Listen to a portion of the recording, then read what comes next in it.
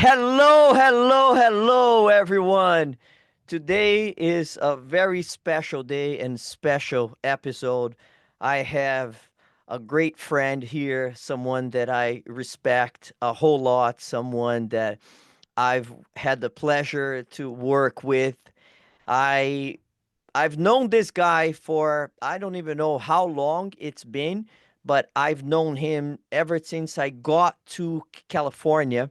He was already working there. He's a local guy and he was working with so I when I moved to California, I was living at someone's house, someone's property, Janet and Greg, and they had four kids, and all four kids, I believe all four, were coached by him. He was a huge part of another club, and then years later he ended up coming to our club, coming to FC Golden State.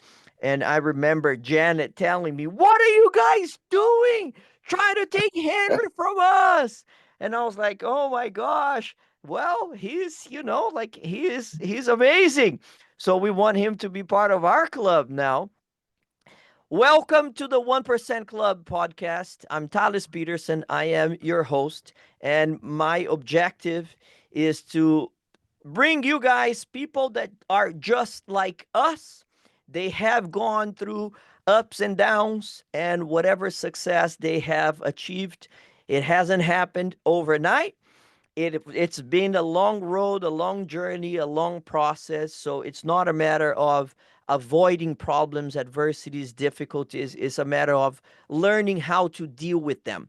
So I always bring guests here that share their story with us so we can learn, we can pick their brain, and we can see that everybody goes through the same thing. Everybody goes through moments that are turning points, they are lessons, and it's a matter of what can we do, what can we learn from that moment, and how can we improve, how can we get better. So my guest today is Henry Cabral. Henry, thank you so much for being here. I truly appreciate you taking the time and sharing with us your story. There's a lot that we're going to cover, so it's truly an honor and a pleasure to have you here, brother. Thank you for having me. It's a pleasure to be on here with you. Like you said, it's been a long time. And thank you for all the great words. Because coming from you as someone that I admire, and one of the things I think when we talked when I was coming to the club, and one of the reasons why the club was so attractive to me was because I wanted to learn more. And I had seen you out on the fields. I had seen this crazy Brazilian, with great energy, and I think like, you know, likeness attracts, right? And Yeah. I have that same passion as well. So they'll say that crazy Mexican that's on the sidelines, and I loved it. And I loved the energy, and I felt that I could learn, and it was a great environment for me to become better, and to be with a group of guys that we can just sharpen our swords, by being next to each other. So again, thank you for having me. Good to see you, and excited for how far we're gonna jump into this, rabbit hole. Absolutely. And just so everybody is fully aware how things work here, I usually send a script out on the things that we plan on covering, but so far I've done, I believe, 8 episodes, and not even once I was able to follow the script because I like to, like free flow, see where things go. So let's see where this conversation takes us. So you mentioned about coming to the club, coming to FC Golden State. That will be part of the conversation. But I would like to go back a little bit more. When I moved to California, that was around 2006, 2007. And you had already been like established guy around. You had been coaching for a while. You had been coaching with Sharif, with Edgar, and we'll get into that as well. You're still working with Edgar nowadays. You guys have a business together, and I think that's amazing. That's a true friendship in every sense. But take me back. Did you grow up in LA? Did you grow up in California? You are Mexican. Tell me a little bit more about your story, your early beginning. Where did Henry first fall in love with the game? Yeah, so I was lucky enough, and I'm gonna say lucky enough because is every person that's born in a city, they're proud of their city, right? And I'm super proud of where I was born, and it's a bigger city, but it's a small community, and Pasadena, California, So for a lot of people that are going to be watching us, it's the home of the Rose Bowl, you know. So it's a beautiful place, with its little areas that can be a little bit difficult, right? Yeah, Uh, but it was an amazing place to be part of, to kind of capture that love as a kid for the sport. And I think that's the most important thing. I think people, you know, comments that I tell parents is your kid has to fall in love with whatever they choose to do, because if you don't find that love, it becomes very strenuous. This becomes very hard, and when we love, 100%. yeah, when we love something, it's okay. We go through it, right? So yeah, so I grew up in Pasadena, California. I remember, walking down to the Rose Bowl. It was about, I would say, less than a mile from my house. Oh, wow. Yeah, so it's like we're little young kids at that point. I think I was 16 when the Galaxy MLS started, and I could go down to Lot H. You know Lot H, right? Yeah, yeah. We've, We used to we've had some. practice there. Yeah, yeah, So we will go down to Lot H because that's where the Galaxy practice. You know, and I could see guys that I had seen on TV for the first time in my backyard.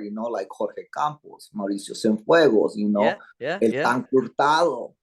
So it's just like Kobe Jones that was, Kobe, yeah, yeah, yeah. So it was just like, it was amazing. We were starstruck, and I was 16, kind of building into my own of what was going to happen next for me, yeah, and it finally sunk into my brain to where, like, this is actually be something tangible that I can go out and touch and see and be part of, that here in the US we didn't have. And I think a lot of our kids are now blessed with, like, I wish yeah, I could turn back the time and be 8 years old now, because the opportunities children have is amazing here in the US.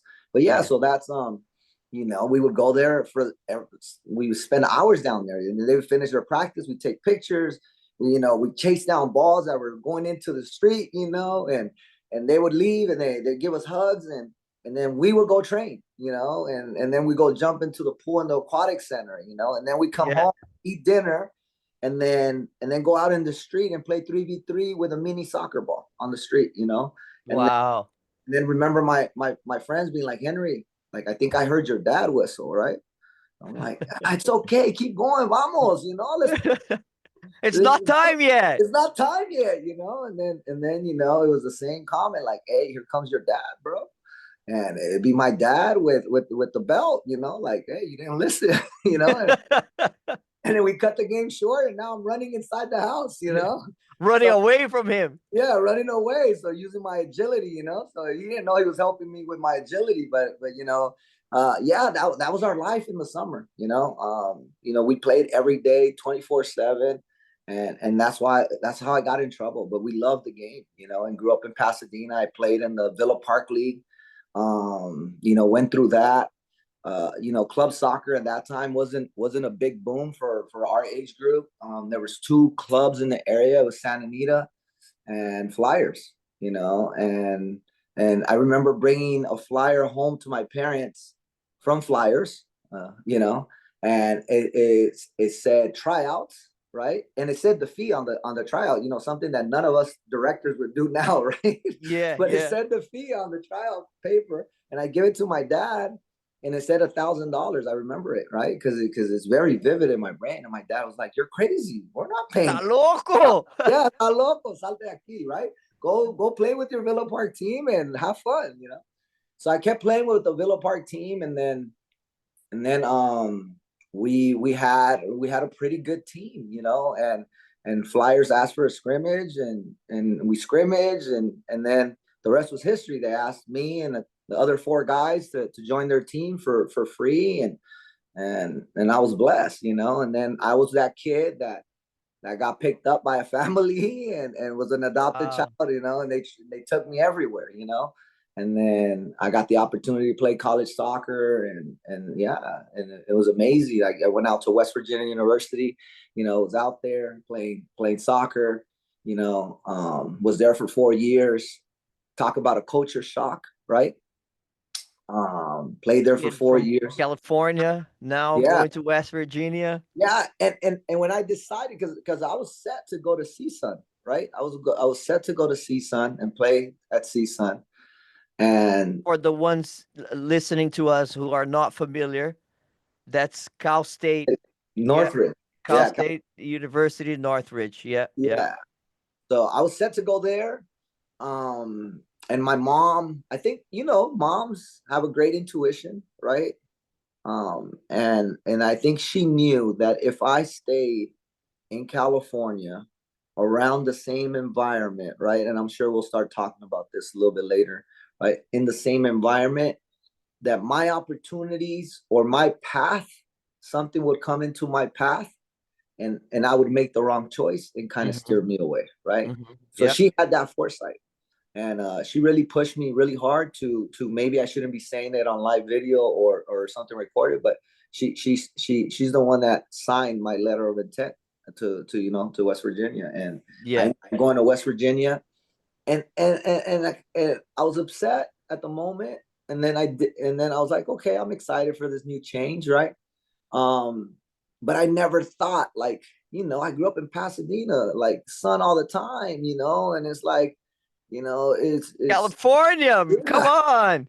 I it never registered that I would have to be in snow and cold and spring and different seasons, right? Yeah. So when I got to West Virginia, it was like not just the culture shock, but just the weather shock, you know? And it's like, it's humid. California wasn't humid when I was growing up. Now it's humid, right? And it's just like I sweated for the first time in my life where my whole uniform is drenched, you know? I didn't know Yeah. that Yeah. feeling. You know, I'm eating bugs, you know, and bugs are the size of, you know, small pigs out there, you know? Yeah. Yeah. Yeah. So it's just like it's so different, you know, and I'm meeting people that are speaking in a way that I only saw in the movies, and I think it's funny. Completely different Yeah, accent. but here's a twist to it, Talis. The way I'm speaking is how they see in the movies, right? Because now Yeah. they're like, oh, there's this cholo from LA, right? And everybody like asking me stupid questions like, oh, you gangbang? I'm like, no, I don't gangbang, you know. Like, Yeah. Yeah. it was, you know, but to say the most about it is like it was a great experience. I grew so much. It opened up my eyes, right? Because I did this is how ignorant I was, and I was a pretty good student, right? It's like I didn't know there was West Virginia. I thought I was going to the west part of Virginia. This is like, you know, I'm making myself look really bad right now. You know, my Yeah. son is gonna see this and he's gonna be like, "Dad, come on, bro," you know, because Well, he's we all learn. We all gonna learn. he's gonna drop the bro on me, right? So yeah, so it's like, you know, now I'm playing games, Talis. I remember the first road trip. We're going up to Pittsburgh, and I'm on the bus, and I fall asleep, and my face is on the windshield, right? And I don't know. I wake up because my face is super cold, Yeah. right? Yeah. Okay, so I wake up, I look over, I look out the window, right? And I'm like, oh my goodness, Where are we? it's snowy. Is that snow, right? So I'm First like, time that you see snow? the first time I see snow fall, you know, Yeah. Yeah. like, you know, like I told you, like, you know, I'm Mexican, you know, and it's like I'm building to the stereotypes, but you know, and I got to put it. I also have to say I'm my mom is from El Salvador, so I'm also Salvadorian. If I don't say that, she's gonna kill me, You you you know. bet you better say it. But anyways, like our, you know, from our family is like the only time we saw snow, we didn't go on ski trips, you know. We're going to go to the foothills of the mountains right here, you know, Yeah. and Yeah. go 3,000 feet and play in Yeah. the snow a little bit and then come back down, you know, but Yeah. we Yeah. Yeah. saw it fall, right? That's Too my, cold too. I don't deal with snow. yeah. Yeah. So that's my only experience with snow, right? So, So I look out and I'm just amazed of watching the snow fall, right? So some of the guys, the older guys, I guess they see me, right? And they're like, look at Callie, look at Callie. He's never seen snow before, right? I'm like, and I turn around and I'm like, yeah, like, whoa, right? So I tell my good friend Travis, he was sitting next to me, he's like, hey, we're gonna play. He's like, of course we're gonna play. I was like, what the hell? In You know, this weather, we're gonna yeah. play. We get off, we go to the locker room. By the time we come out the locker room, they're shoveling the field for the lines to make it green. You understand? Oh wow, yeah, yeah, Yeah. yeah, So yeah, the snow is pretty thick. Okay. yeah, yeah. Right. So we And come it's out. the snow's still coming down. It's coming down, but not as bad, right? Just Yeah, little flurry, right? yeah. So and we have some guys from Vermont. These guys are running around with just their jersey, T-shirts. yeah, t-shirt, right? And I'm a freshman, right? So like we're probably game 11 of the season. So I'm coming off the bench, come in minute 45, depending on the game, right? It's hard, to get playing time as a freshman. So I was like, in my head, Tallis, I was already broken, Tallis. I was like, there is no way that I'm going to play this, right? What did I get myself into here? Yeah, I'm like, guys are warming up, and I'm like, dude, I must have had the worst warm up in my life because I didn't want to be there, Tallis. Yeah, yeah, yeah, yeah. And instead of like getting myself out of that moment, I just made it worse, right? I just Yeah. got negative thinking, everything. Got into your head, literally. Yeah, yeah. So it's like, I got the big jacket. Now I'm sitting at the end of the bench. I don't even usually I try to sit closer to the coach because I was Yeah. smart enough that if I sit closer to the coach, I think I'm in eyesight, so that way he can put me in, right? This time, Coach, I'm here. I'm yeah. ready. So this time I go to the end of the bench, the furthest away, like, right? And I'm like, there's no way, right? And then I hear it from my coach, right? And Ned ends up being one of my mentors, is Dan Kelly. We call him Ned. Ned is from England, from London, right? Thick, heavy English accent, right? Yeah, He's yeah, about 5'7", but we saw him as being 7 foot yeah, feet yeah, with a bat. That's how tough he is. yeah, yeah, And he was like, I'm not even gonna try to use an English accent because I'll mess it up and you guys will yeah. all make fun of me. But he goes, Henry, warm up, right? Tallis, I ignored it completely, right? I said, in my mind, I said, I don't know if we can cuss, but I said, fuck that. So Yeah. so I'm sitting there, and then like one of the guys like taps me, he's like, hey, coach is calling you to warm up. I was like, hell no, I'm not playing. No Right? way. So, but it gets worse, Tallis. It gets worse, right? So I have the worst moment of a player to ever say something out of your mouth. Like never thought about what I was gonna say, It but just came out. it just came out. So he's like, Henry, are you not gonna warm up? Get up and warm up, right? I looked at him down the bench. I did one of these, right? And Yeah, yeah, I was yeah. like, never when I signed my letter of intent or my contract to play for here, right? Did it say that I was gonna play in the snow? Not in my contract. That's not part of my deal. That's what I told him. Yeah, Went from a very light shade of white complexion yeah. to a heavy beet red, right? Oh my God, completely pissed off now. He must have cursed me out in every English curse word, from England Oh yeah, oh in the yeah. book, right? And the outcome was I got suspended for 4 games after that for my for What my what a teaching moment for you though. yeah. So that was kind of like, in a snippet, my little adventure of how, I ended up, going on. And then it's crazy how life takes full circle because our coach, he left. He wanted me to leave with him to the next university. But I had lived that winter, right? And I told Yeah. myself, I got 4 years of eligibility. I'm only going to be here for 4 years. I'm going to do whatever I need to do to graduate and say goodbye to the lovely state, the mountain mama, West Virginia. Yeah, yeah. I have to get out of here. It's too cold. So when we were trying to do the paperwork for me to follow him to go and transfer, they were like, okay, if you do transfer, you're going to lose a year, right? As an academic. So it's going to take you 5 years if you come to us to graduate. Okay. So that was a big no-no. I said, I'm staying. Okay. Okay. So then, like my senior year, tournament time, we play his school in So the he leaves in yeah. what year were you? Were I was you I was gonna be a sophomore. Oh, okay, Yeah, okay. I was gonna be a sophomore. So he leaves. He leaves. I say towards at the end of our spring season. So you know how in college you have winter and then spring. You play a few games, little tournaments here and there, right? Yeah. So he leaves after our spring season. He tells once our spring season is over, right? He tells us that he was going to leave, right? Okay. And for me, is like I created such a big bond with him because Talus is like just imagine like going from I started playing club at 15, right? I Yeah. graduated from high school at 17, right? I'm in college at 17 and a half because I'm a September baby, right? So I always played up, right? Wow. Okay. Yeah. So Yeah.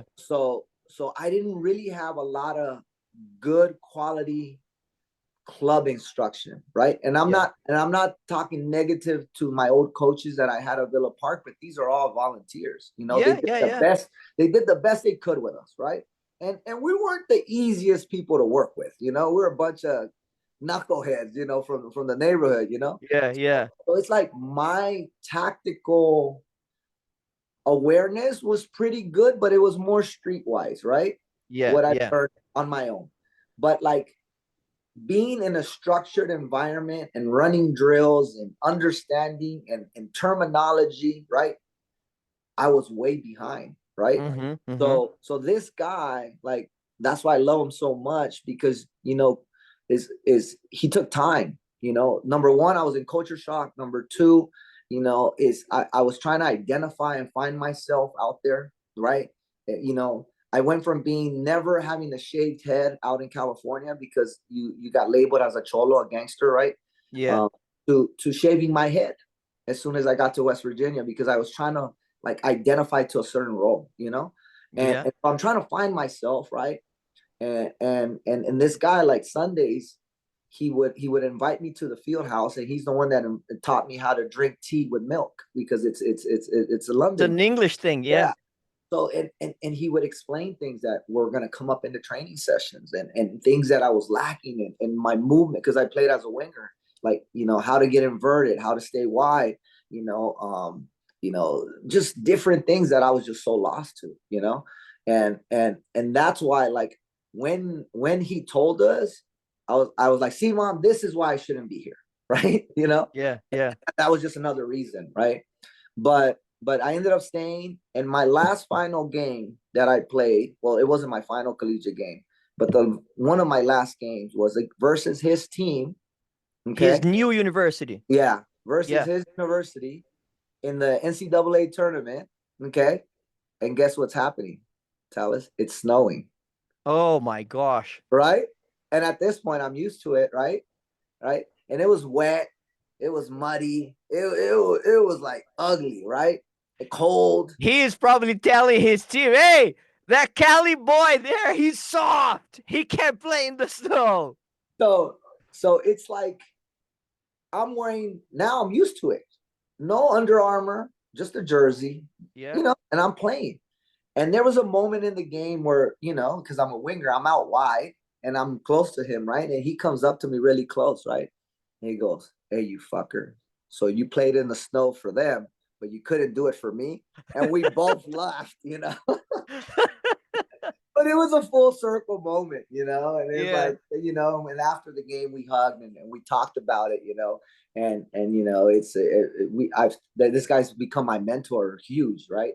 And we talk about it, we laugh about that story, and this story is one of those stories that I tell my players, it's Yeah. like don't ever be that guy, and I was that guy that had one of those moments of stupidity, I call it, right? A brain fart, Yeah.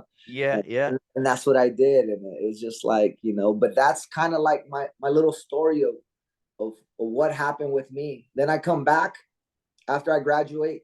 This is in 2000, right? So the Okay. MLS is what now? 4 years strong, right? Yep. I Yep. come back. Started in 95, 96. Yeah, yeah. So 4 years strong, right? Um, I come back. I go with a Zodiac, right? So now they're now Galaxy Dos, right? Galaxy 2, right? So Zodiac was their reserve team. I go there. I'm there for 2 months. Not good enough, right?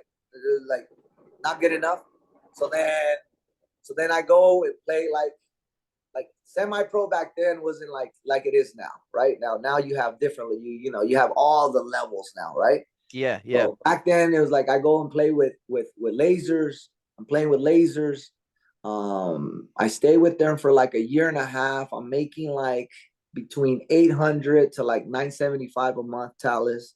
We're Oh, wow. 4 days a week, right? I have a college degree, you know, and but once again, we go back to why do we do it? Is because the love of the game, right? Absolutely. Right? Absolutely. Yeah, It's like, yeah, and one of the things in our contract that was in our contract that we had to do to get paid that money, not only score goals and go play, we had to go to supermarkets, okay, and we were sponsored by Squirt, and they would set up a field, okay, and we would go out there in our uniforms, and people would come and they play. We play with the kids, and like the senoras, the ladies, would come and they would give us we would kiss them on the cheek, and like 5 hours of our day at a supermarket, bro. that was part of the deal. That was part of the deal, so you could get your paycheck. So that's my experience, and then finally my But dad. well, but at least not in the snow, though. At least not in the snow.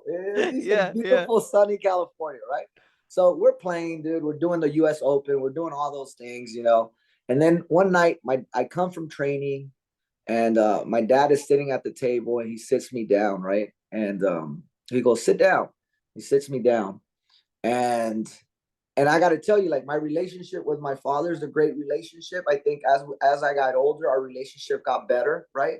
But as me, like, being a young boy and going through becoming a young man, it was very, very small instances of where we sat down and had conversations like that, right? Yeah, The yeah, one person that I saw to be that backbone for me was my mom. My mom, I could yeah, sit down, we can talk about everything, and she could give me advice, right? And then yeah, talk to me as a mother, right? But he sits me down and he goes, son, like, you have a college degree. He goes, what you make, you can't even pay your car phone, your car, your cell phone. We have to help you. You're living with us. Like, let me ask you a question. He goes, have you tried everything to make it, to become and do your dream? And as a soccer player, our dream is to play with the top team, right? absolutely. Yeah, I tell my dad, I was like, you know what? I said, yeah, I've tried everything. And I'm gonna tell you right now, Talis, I wasn't the most talented player ever, yeah, but I was one of the damnest, most hardworking players. I would do everything. If you told me as a coach and you told me run through that wall, I'll run through that wall. yeah, And yeah, if you told me, hey, and when you run through that wall, make sure your studs are up, and you teach that guy a lesson, I wasn't gonna think about it twice, Talis. no questions asked. We would never ask that from our players. But Yeah, some coach ever did. I'm not gonna say there was some, but so he tells me that, and I tell him, I was like, you know what, Dad? Yeah, everything. So he's like, so what are you hanging on to? Like, everything. You have no regret.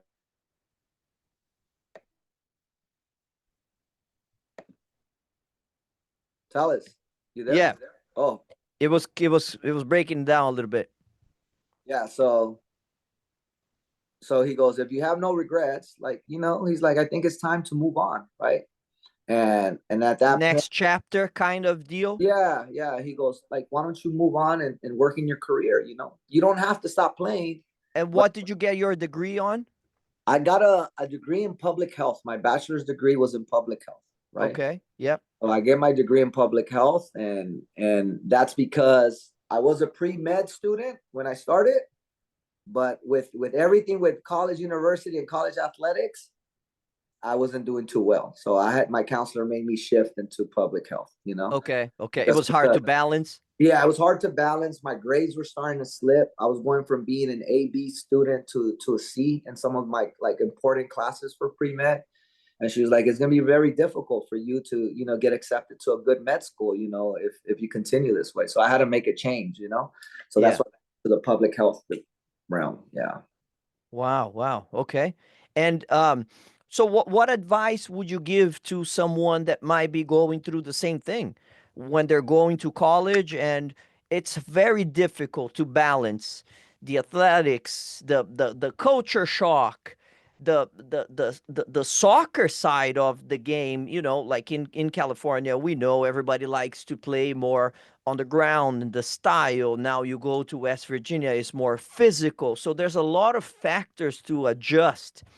What advice would you give to someone that's going to school now, it's going to college, and is going through the same thing? This is tough. You know, I didn't sign up to play in the snow. I didn't know it was going to be this difficult, because everybody has a dream in their mind.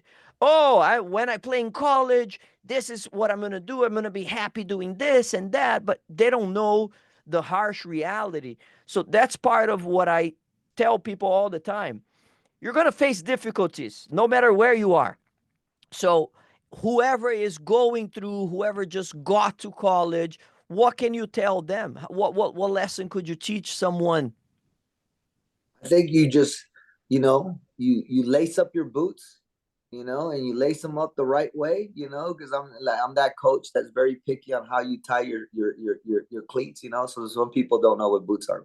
Your cleats, your soccer shoes, and you strap in, and you go like a bull. You hit it right in the center, and you also you got to face it, but also look to see who is your support group and lean on them, right? Because as strong as we can be, at the end of the day, is you versus you, but also you do need a support group. And I think especially when you're younger, look to see who are your support group. For different people is different people, right? Yeah, yeah, For me, absolutely. for me, it was my mother. Like, I had to talk to her every night. It was 10 minutes, 5 minutes, sometimes 30 minutes. Sometimes it was an hour conversation, because it was just, I was Would just, you call her on the phone? yeah, I'll call her on the phone, Yeah, and she would give me advice. But my mom, here's the other thing, Talis, is my mom wasn't the one that would say, well, okay, here's your airline ticket. Let's go, come back. She wasn't gonna make it easy for me, right? She yeah. was like, no, you got to strap in, Well, because you said she was the one that basically signed your letter of intent. So she was trying to teach you a lesson, like get what we say in Brazil is like get under my skirt. Go right, go live your life. Go figure your stuff out. right. And it's like, and the advice she would tell me, she'd be like, she's like, you have to be strong. You have to be like, and this is where I started hearing the things that, that you've talked to me about before, because I'm part of your 1% club. And things that I feel that are very huge in what I'm doing now, and things that I didn't realize that I was doing in the past that now it's in the forefront. But I would start like kind of positive thinking, and she would kind of positive think me, right, and Yeah. reframe me, right, and I would start doing it for myself, to where like no, I can do this, like this isn't that bad. Look at the good things that are out there and stop focusing on all the bad, because if I look at all the bad, I'm gonna find a million things of why this situation is bad, right? So let me start focusing on what is good. And then I think what turned the corner, Talis, is I started living in the moment and appreciating the present when I was there, right? Because I Mm, think when I was there in the beginning, Talis, everyone would have said Henry's an asshole. We don't like him, like my teammates, because I yeah. was, because I was so negative, right? And I had so much I wanted to prove, and then I just let loose, right? And started being a better teammate, and started being a better, just player for the coaching staff to deal with, and I think that was started to build. I think you build momentum, right? Mm-hmm. As more good things you start seeing, you start building more momentum, and that snowball starts getting bigger, and that helps you conquer whatever obstacles come in front of you. So I think for someone that's going through that, I feel that those are the key factors, right? Is get yourself your goals, get your mindset right, and then look into your support system. Stop focusing on the negatives, focus on the positives. That would help you, because every day we're going to hit obstacles, but that's going to help you get through them, right? Absolutely. Then Absolutely. remember the why, right? And we talked about the why already, is the love of the game, right? So that would be for me a lot of times when it got tough. It's like, but why am I doing this? Oh, it's because I love this game with every ounce of my heart. Mm-hmm. Okay, I can deal with it. I can deal with getting up at 5 in the morning. And you know how much I hated getting up early. Now I'm an early bird, right? I change, but getting up at 5 in the morning, being at study hall and walking through the snow, right? And me hearing guys, they're out there on the East Coast, they throw salt on the sidewalks so that way there's no snow, right? And Yeah.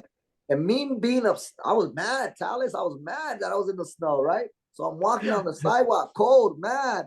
Why am I here? And then there was some goofball walking on the snow. And have you ever heard snow crush, Talis? Oh, Like, yes. but I'm mad. Yeah, I'm mad at life, right? And me telling, like, get the fuck off the snow, bro. Like, why are you walking on the What are snow? you doing? Yeah, yeah. That sounds so petty of me that I was so upset that people were walking on the snow. But this, I was building that negative, that ball of positivity that we wanted to build. I was building it in another way, you Yeah. know. So Yeah. it's just I think that's my advice to people is focus on those key things that we just talked about, and I think it's our brain is powerful, man. It's a very powerful muscle that we don't, and you're gonna argue with me that it's not a muscle, right? And then we'll get into like scientific things, right? But it's something so powerful that I think we underutilize it, you know, and the people that know how to utilize is you see these are the people that will manipulate you into doing some crazy things, right? So yeah, Absolutely. that would be my advice. 100%. So let's go back a little to your coach, your college coach. You said that later he became a mentor. So he moves on. He's coaching at another school. So how did you guys keep in touch? Because at the point where we are now, you moved back to California after college. How did you guys stay in touch? What kind of mentorship, what kind of lessons is he teaching you? Because also you said your dad told you, "Hey, Henry, you have a college degree. Basically, you were way smarter to do more of your life rather than just trying to make it as a pro. It's difficult." So, what is the next chapter of your life in relationship to your mentor? To what happens after you graduate? Walk us through that path of your life now. So yeah, so I think the we we built such a great bond because I think we became our bond between coach and player went bigger to more like being kind of like friends, Yeah. to where Like an older brother type of figure yeah, for you. like Yeah. yeah, and I think now looking back at it, right? I think he saw a lot of the struggles that he went through in me, right? And Yeah. this, like I think we latch on to kids because Yeah. we see something that maybe we went through, right? And I think that's what it was, right? So we had this little special connection, to where it's like sometimes I would stay longer in the summer to stay out there in West Virginia, right? Instead of coming to California to the beach to play in the men's league so I can play with him. So we were playing together on the men's league, and I would come back later, a little bit later. So every homecoming, I would go back to West Virginia. So the homecoming, it would be like in the middle of September. So I would go back for like 4 or 5 days. There's a alumni game, soccer we play. I go see all my friends. Um, People are gonna say I would only go for all the partying, but no, I went because I wanted to see friends, but party was a big thing. There's more than just one reason. But and obviously, a visit with Ned was always there, and we would hang out, and we would talk, and he would check in on me, and he is the one, Talis, and I think there's always someone that sees something bigger than what you believe you have. Yeah. He's the one that got me into coaching. So Oh, while I okay. was So he's there, very instrumental. yeah, yeah. So while I was there, every college has, we're gonna run a camp, right? So we would run a camp, and all these kids will come, and we're teaching them, right? And I think he saw something in me that I didn't see, that that I could be a coach, right? So as a junior, he was the director of coaching for a club in West Virginia called NCU. I think they changed now. I think now they're the whatever the West Virginia MLS club team is now. That's them. So he was the director of coaching for that club, and he asked me and another buddy. He's like, "Hey, I have a team that's 12-year-olds, right? That need a coach. Would you guys want to coach, right?" And And you are how old at this time? I'm 19, Oh, 20, wow. 20, Okay. Yeah, 20, yeah, yeah, yeah. 20, yeah, about there, like about to turn 20. And we're like, yeah, sure. And I was like, but wait, like, we don't, we know how to do the sessions. Like, we could try to do, like, we think we could do that, right? But the administrative part, like, he's like, don't worry about it. I'll get you a manager, right? You know, the managers come into the play. They always save us, right? Yeah. So we coach them, and the thing is, over there in West Virginia at that point, they had like club seasons. It's not like in California where it's through the whole year. Over there, it was from spring to summer, right? So that's Yeah. what we're gonna coach them, and we could do that because it's not during our season, nothing, right? So we You did have the it. time, you're Yeah, available. Yeah. we had the time and we did it. We took them to tournaments. We won a couple tournaments. We had a blast. And the next year I did it again. So I coached club for 2 years out in West Virginia as like in a partner role with another one of my friends. He was a center back from our team. Great guy. And that's what got me into coaching. Right. I come back and play. I don't want to be a coach. I'm not thinking about a coach. So when my dad has that sit down, I'm like, okay, it's time to become a professional, right? Move So on. Yeah. I have a public health degree. Let's go find a job in the public health sector, right? Uh, life comes at you again. Obstacle number one: there's a freeze on all California state jobs. Public health departments are state government jobs, right? So there's no hiring, Talis. So I'm like, Why? What was going on? budget, budget. Oh, okay. Yeah, Yeah, yeah. yeah. So I was like, oh man, so what am I gonna do, right? So one of my friends that grew up Monrovia High School guy, right? He tells me, he's like, hey, like they're looking for college student graduates at this organization called Vista Del Mar. And I'm like, what is that? And they're like, oh, they work with kids that have behavioral problems or psychological problems or emotionally problems. Go apply. They'll hire you. So I go and apply, right? Yeah, yeah. Uh, I get the job. I thought I was gonna go to Santa Monica where they had their facility, right? Yeah, They end yeah. up sending me to Northridge. Here I go back to where I was supposed to. They sent me to Northridge to a group home. Okay.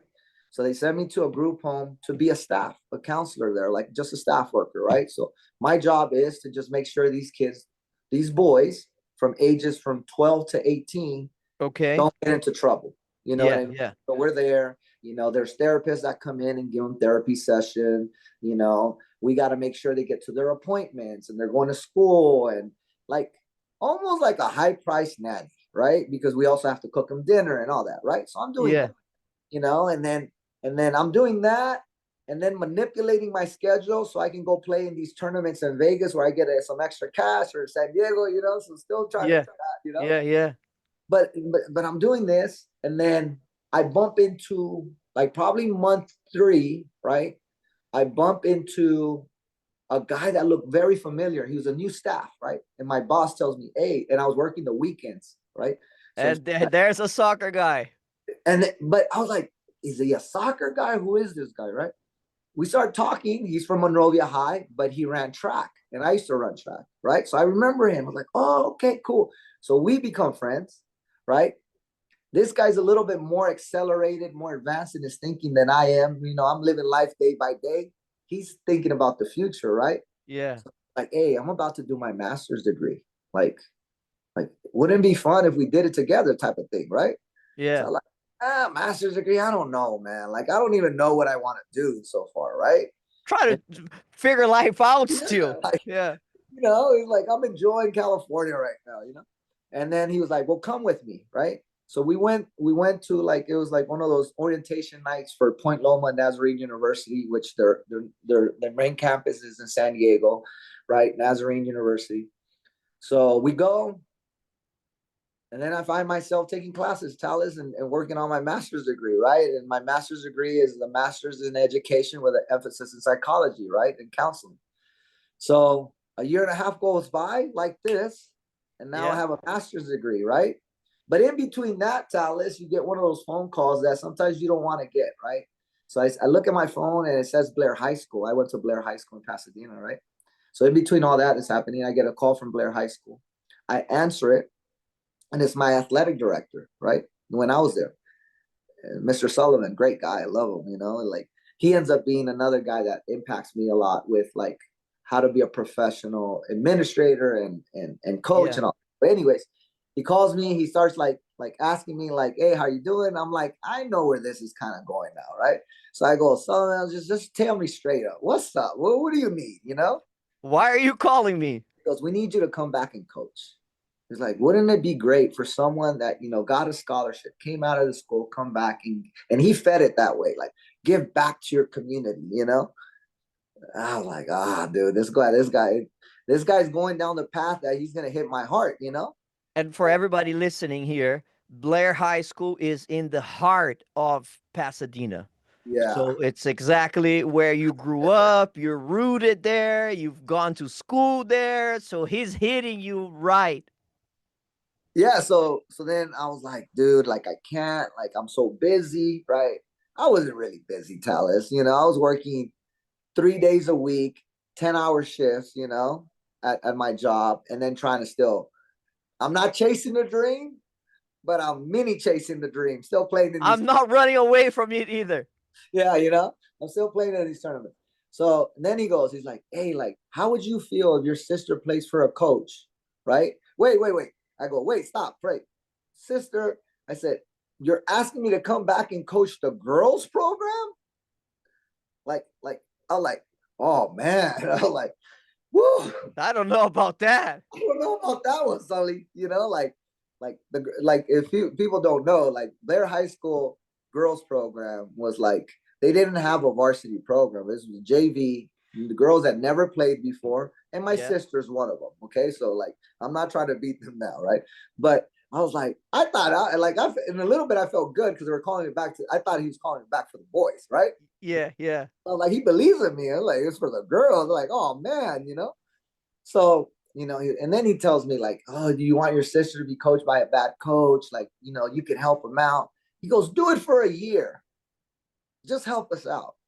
See how it So goes. yeah, I'm like, okay, 1 year. Okay, 1 year, 1 year turned into almost 11 years at Blair High School, right? And so I started with the girls program. I'm 21 years old, Talis, with girls that are in high school that are 18 years old, Yeah. right? Yeah. So I think things happen in life because they're supposed to happen. God has a plan for you, right? And Absolutely. everything is a lesson for you, and everything is going to make you and build into your toolbox of life and make you a better person later on. And I think I needed that because it made me go from like, okay, like remember I told you I was enjoying Cali and going out and missing, Partying. yeah, Yeah. Of course.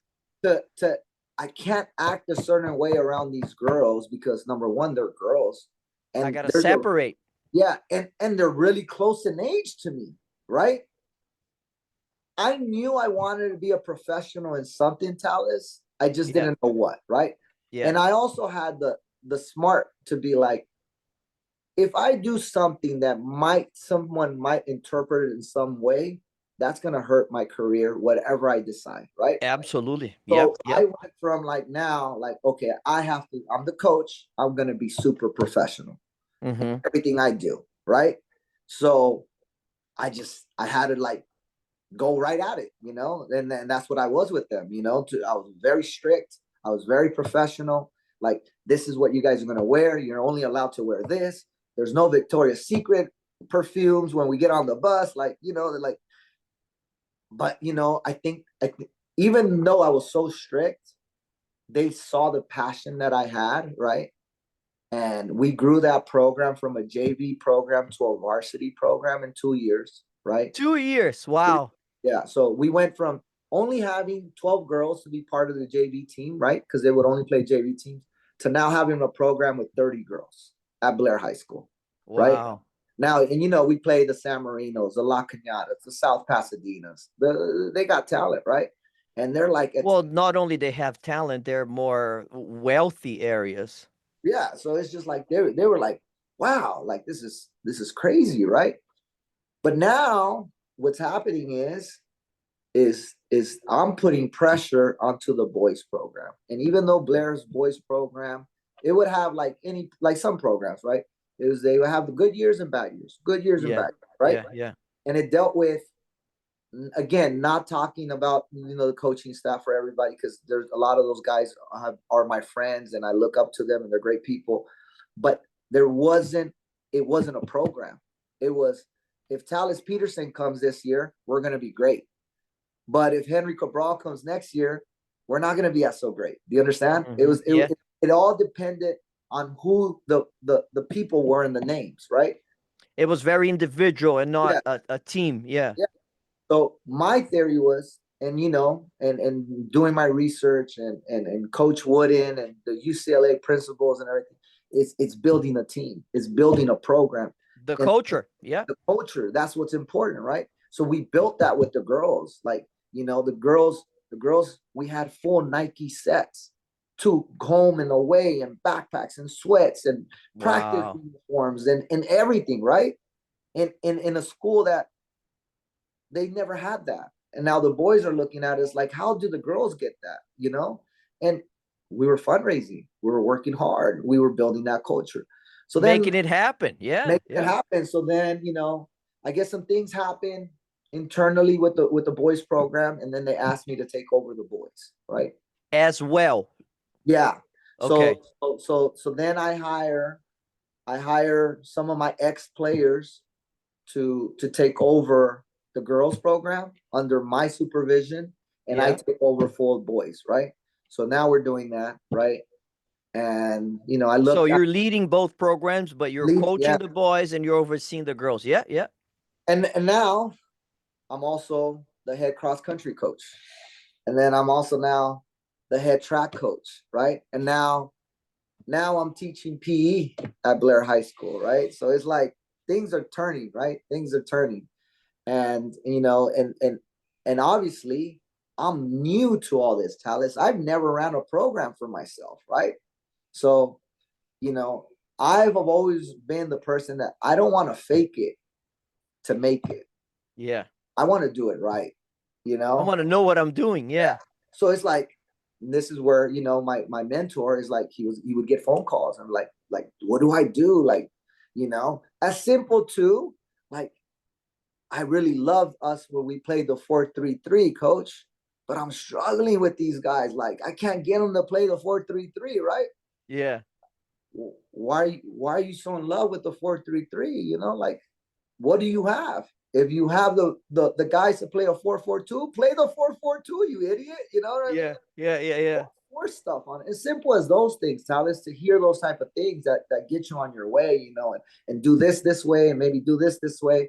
And now I have friends that I graduated that are also coaching at different levels across the nation. So we're feeding off of them. So there's that mentorship that gets tied back to what you asked me, right? Yeah. Yeah.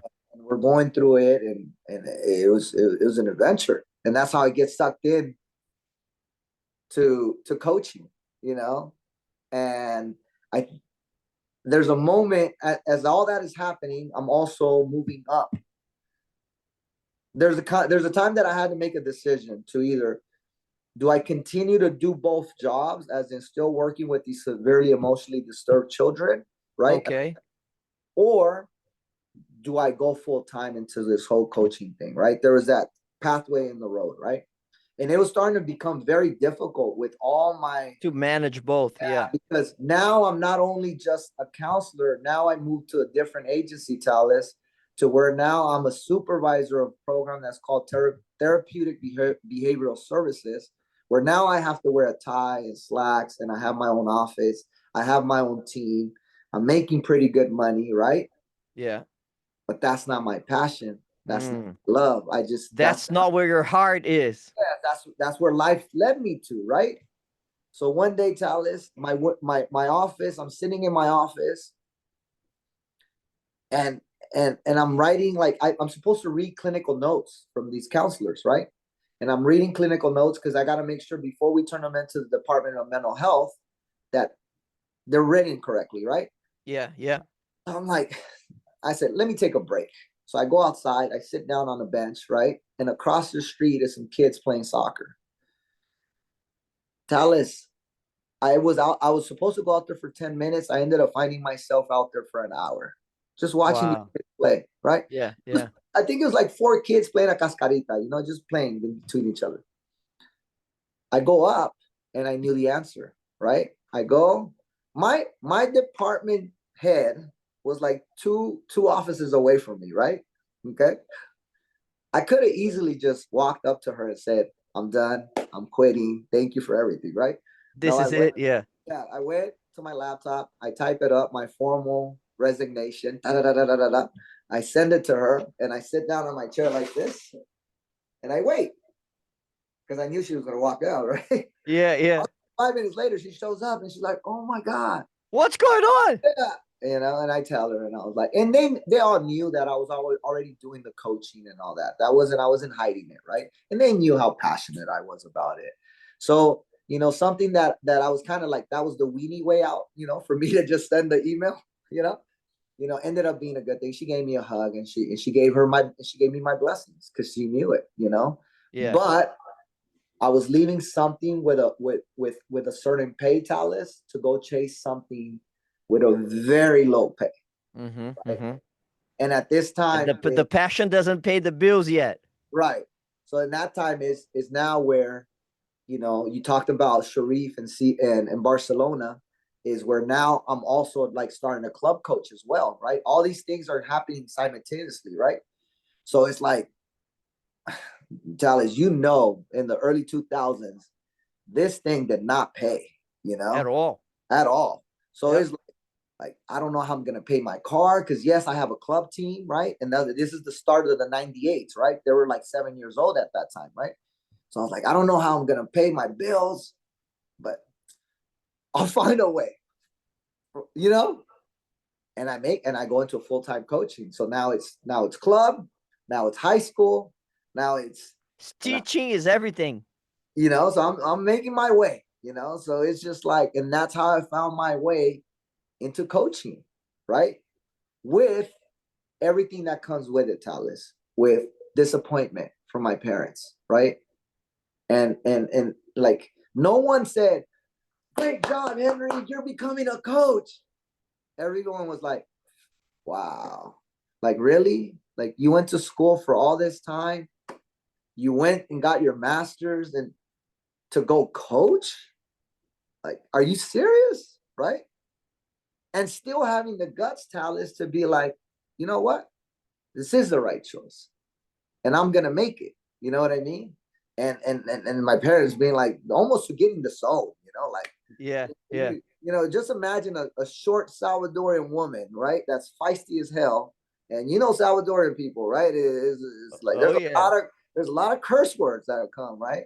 Oh my goodness, Talis. When I told her that and what she told me, whoo, you know what I mean? But that was the start to my coaching career, and here we are. But now that they're super they love what I do, and they're my number one fans. But it was tough, Talis. It was tough. There are moments that are really defining. I just to make my side of my story. So I come from a family where my dad is a doctor. My dad is retired. So is my mom, but my dad was a doctor.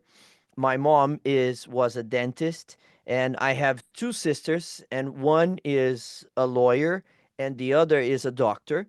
And I start law school, and the same as you, I'm like, I don't see myself wearing a suit and doing all of that. So I last a little under a year, and I'm like, this is not my passion. This is not what I want to do.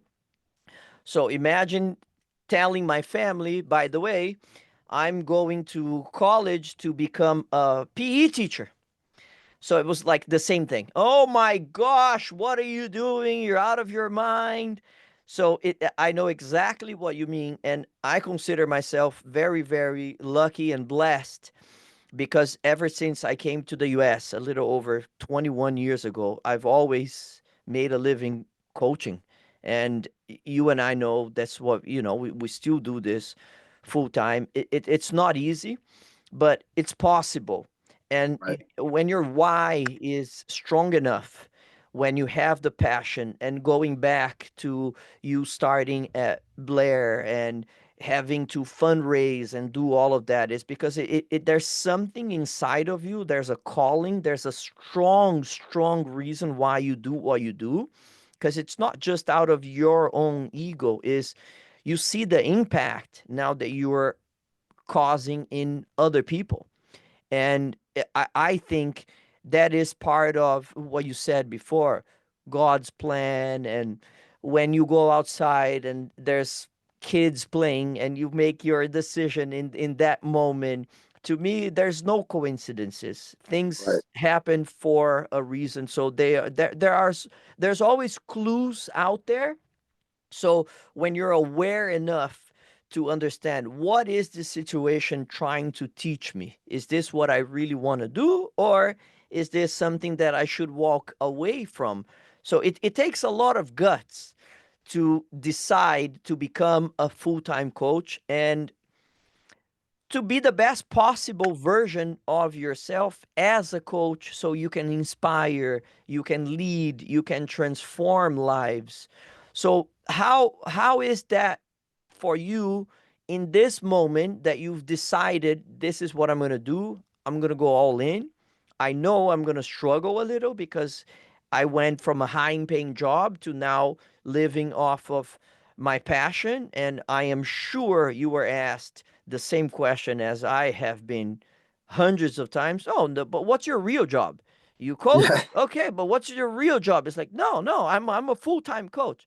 All right, so how do you deal with that? What comes next, and how do you deal with that, with people telling you, oh, but you have a master's degree, you're very smart, but you've decided to coach? Come on now. So how do you navigate this new phase of your life? I think, and you know me very well, Talis. I think I'm a very like, if I set myself to a goal, like and I think it's taken a long time to for me to understand, and where I've had my pitfalls has been because, and it's sometimes like you said, is like when you're aware, then you see the things, right? But sometimes you're not. But like I said, is like when I set goals in life, and now that's I have to do it, Talis, because if I don't set goals, I find myself in my dark side. And my dark side is a very bad dark side, but it also makes me be the person that I am. So I need to have that dark side be tamed. And the way I have that dark side be tamed is because I have these goals, right? Mm-hmm, And mm-hmm. I've understand it now. It's taken me to 46 years old to really understand and really like, okay, now I understand. If I want Henry to be a focused Henry, you have to. I see my dog. I have a cattle dog, right? I mean, I don't know if you know what a cattle dog is, but there's these little dogs, very smart, bright dogs with a whole lot of energy. Yeah, You don't have their brain entertained, Talis, they will tear your house apart. yeah, yeah, That I think that's why I picked that dog, right? yeah, If yeah, my brain is not entertained and doesn't have goals, and you're not keeping me to where like challenged, I will drift to some place where we don't want to go, right? So I think that's the biggest thing. I knew that, okay, this is what I'm gonna do. I'm gonna be the best possible coach that I can. yeah, yeah, I'm gonna go, okay, being a professional soccer player wasn't in my books, it wasn't in my story, but I'm gonna be a professional coach. One day I will be coaching professional players. That was my goal. That's what, like, boom, narrow focus, right? And I got to find a way on how to do that, right? So that was it. So like you said, it was like, I remember when my son's mom, I went to go meet the parents. I think it's a holiday, it's a Thanksgiving or it's a Christmas, Talis. Yeah, And the yeah, dad is a typical Mexican machista guy yeah, from Michoacan, right? You know, he's meeting me for the first time, right? And I love the man's a great man, you know, hardworking man, everything, right? But you know, this is his daughter, this is his princess, you know, like yeah, yeah. like what do you have to offer, right? What do What you do you bring to the table? yeah, what do you do? And I'm like, I'm a coach. He's like, no. I know that's what you give back to the community, but what do you That's your hobby. What's your real job? what's your real job, right? And by that time, like my son's mom, she had been with me long enough to understand that at that point when I met her dad is where now I think I was with Golden State already. So I'm doing pretty okay for myself, right? So it's like, no, dad, like she had to intervene because you know I was starting to bubble up, you know. So she intervened, but yeah, it was hard. It was hard, Talis, you know, getting those type of questions, you know. But I think what kept me grounded was that I knew that there was a goal, right? And I was going to reach my goal. Was I very clear on the path on how to get there? No, right? I did know back again that I needed to learn from people because I wasn't going to fake it. I needed to learn, right? Yeah, And we talked about Sharif, you know, and Sharif was another mentor for me. Like this guy, like he built the foundation of my coaching like toolbox. You know, there's one thing that people know about Sharif, that he's going to build you into a technical player, right? yeah, For yeah, the young ages, you need that, right? And yeah. I learned and I soaked it up, right? And I go and sit in his little house across from the field, right, with all the shrines and all the trophies, and see the Dallas Cup and show me all the pictures of him with Pelé and everybody, you know. And he would bore me sometimes, but you know, I love you, Sharif, but you know, it's like he would tell stories after, but I was there because I knew that he would help me and he Yeah. would guide me, and he had done it with other people, right? So I was just a sponge, Talis. He would tell me, "Hey, Henry, go turn on all the light towers, right? And they're diesel, Talis, and come The back, the portable ones. yeah, and come back full of smoke." And I'm like, you know, I'm already kind of black, but I'll come back 5 shades of black, looking like my sweater, right? And we're like, and he asked me like, "What happened to you?" Right? And he's laughing, you know, Sharif. Yeah. I got the smoke on me, right? And then he'll be like, "Oh, like you know what? There's a hole on that side of the field. Go get a shovel and fill it in." Okay, go, right? I did Whatever it takes. whatever it takes. They'd be like, "Henry, today you're gonna play as a six with the girls U19 team because they're getting ready for this tournament." Okay, cool, right? But I was just absorbing Talis, and there was a goal, and there was that mission for me to become what I wanted to become, and I did what I did, and it was great. It was like, you know, we talked about some of the other coaches there at, you know, at Barcelona. You know, we had Edgar, now people, you know, they know about Sipa George, you know, they know about Carlos Guerrero, does really well with girls teams, national champion, you know. You know, just a ton of guys that were part of that. Chendo, you know, another great coach, you know, Yossi from UC Irvine, you know, all these guys started at Barcelona, you know, and now Talis, we're going to, and we were in the midst of, we didn't know what was happening, but we had And something special. Henry, sorry, go Yeah. back a little. How do you first meet Sharif? How do you start the relationship with him? Because he's a Pasadena guy. So you come back, and how do you get involved with him specifically at Barcelona at the time? So, you know, it's crazy, right? So I'm a Blair High guy, right? He's a Pasadena High, right? And if you know Pasadena, we don't we know everyone. We all grow up together, but we hate Pasadena if you're from Blair High. If you're from Muir, you hate Pasadena. It goes vice versa, right? Back then, Marshall did not come into play. Okay, so if there's any Marshall students that are watching this, I'm sorry. You guys have done a lot better. You guys are great now. But at that time, Marshall was not a good school. Blair would go over there, and they had the 7 goal rule, right? If you score 7 goals, they stop the game, right? So Oh, like a mercy rule. yeah, our games versus Marshall is like that would happen all the time, you know. Okay, yeah. But everything changed. You know, we have a good friend that we know, Dino, that changed the program over there. You know, they had their success, right? Anyways, so it's just like he was from PHS, you know. Um, I didn't like Sharif as a player. You understand? Because Yeah. what Sharif brings, like he's very animated. He gloats. And Yep. at that time we had taken some L's versus Pasadena. Like Pasadena Yeah. was a better soccer program than Blair at that point, right? So I didn't like Sharif because of that, not as a person, but just what I saw on the field, right? Yeah. But when I come back, you know, I'm dating this girl, and she's a waitress at Mi Piaci. And for all the people that don't know, Sharif loves Mi Piaci. He's like a celebrity there, right? So you go there every Old Town Pasadena. yeah, hotel Pasadena, and like she's talking, and she's talking about it. She's like, oh, Sharif's like, oh yeah, I know him, this and this and that. What is he up to? Oh, he's coaching that Blair, like this and that. Tell him to come and coach for me. It was as easy as that, Talis. So then she Wow. tells me, she's like, hey, Sharif, we were talking. You came up in conversation. So, like, he wants you to come and coach. I'm like, I don't know, like Sharif, there's that demeanor of Sharif. And I was like, you know what? Like, why not? He's like a living legend in Pasadena. If I'm going to learn from somebody, why not Sharif, right? Gotta be him. Yeah. Yeah, so I show up, and the guy takes me under his wing, like almost like, I'm not gonna say like a son, because that's Edgar's position with him. Edgar's gonna hate me when I There say was another one before you.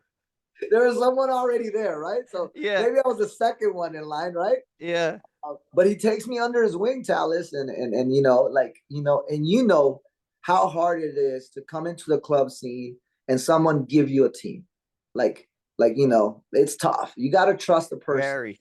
you know you got to believe in them. And also I think he saw something in me, and now he gives me that group of 7-year olds, right? I thought I was going to go coach maybe some high school kids. No, he gives me 7-year olds, and it's the 98 boys, right?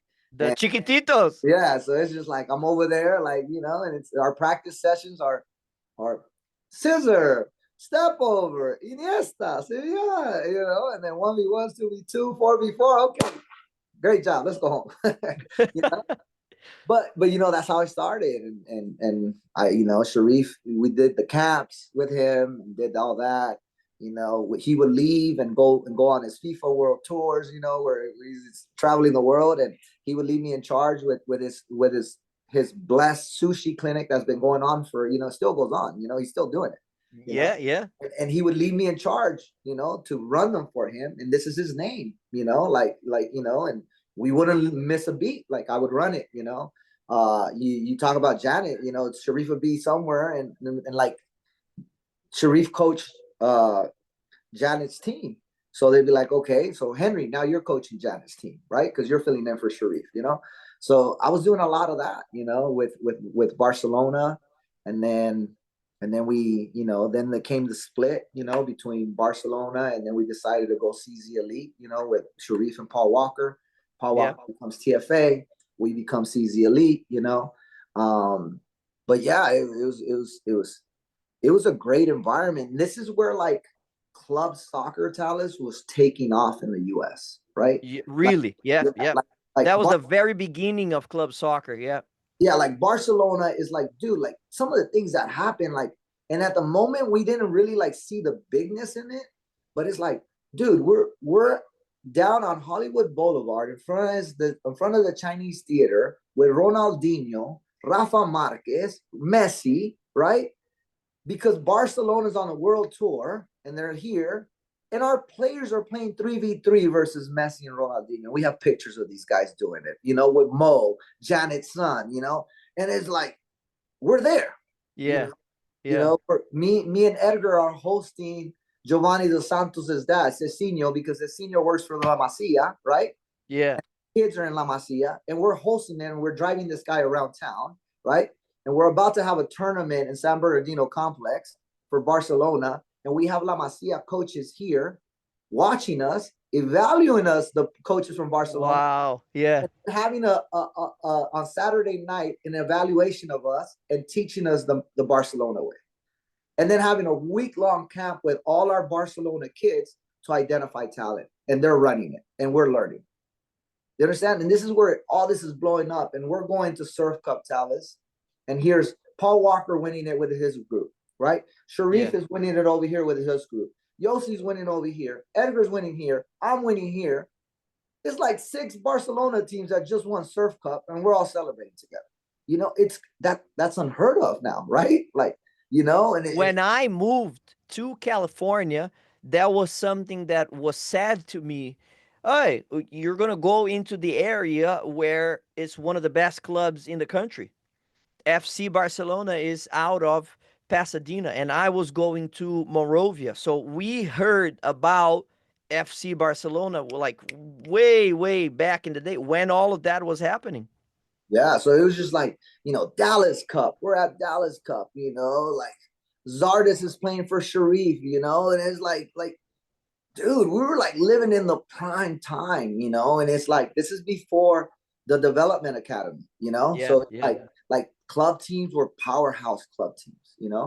And then it's I don't think a lot of people know this, and I might not shouldn't be saying, but Sharif got asked, you know, to do the development academy, right? Sharif at that moment, like he didn't take it, and then it was given to Cosmos, they yeah, that because they were looking for a team in that area.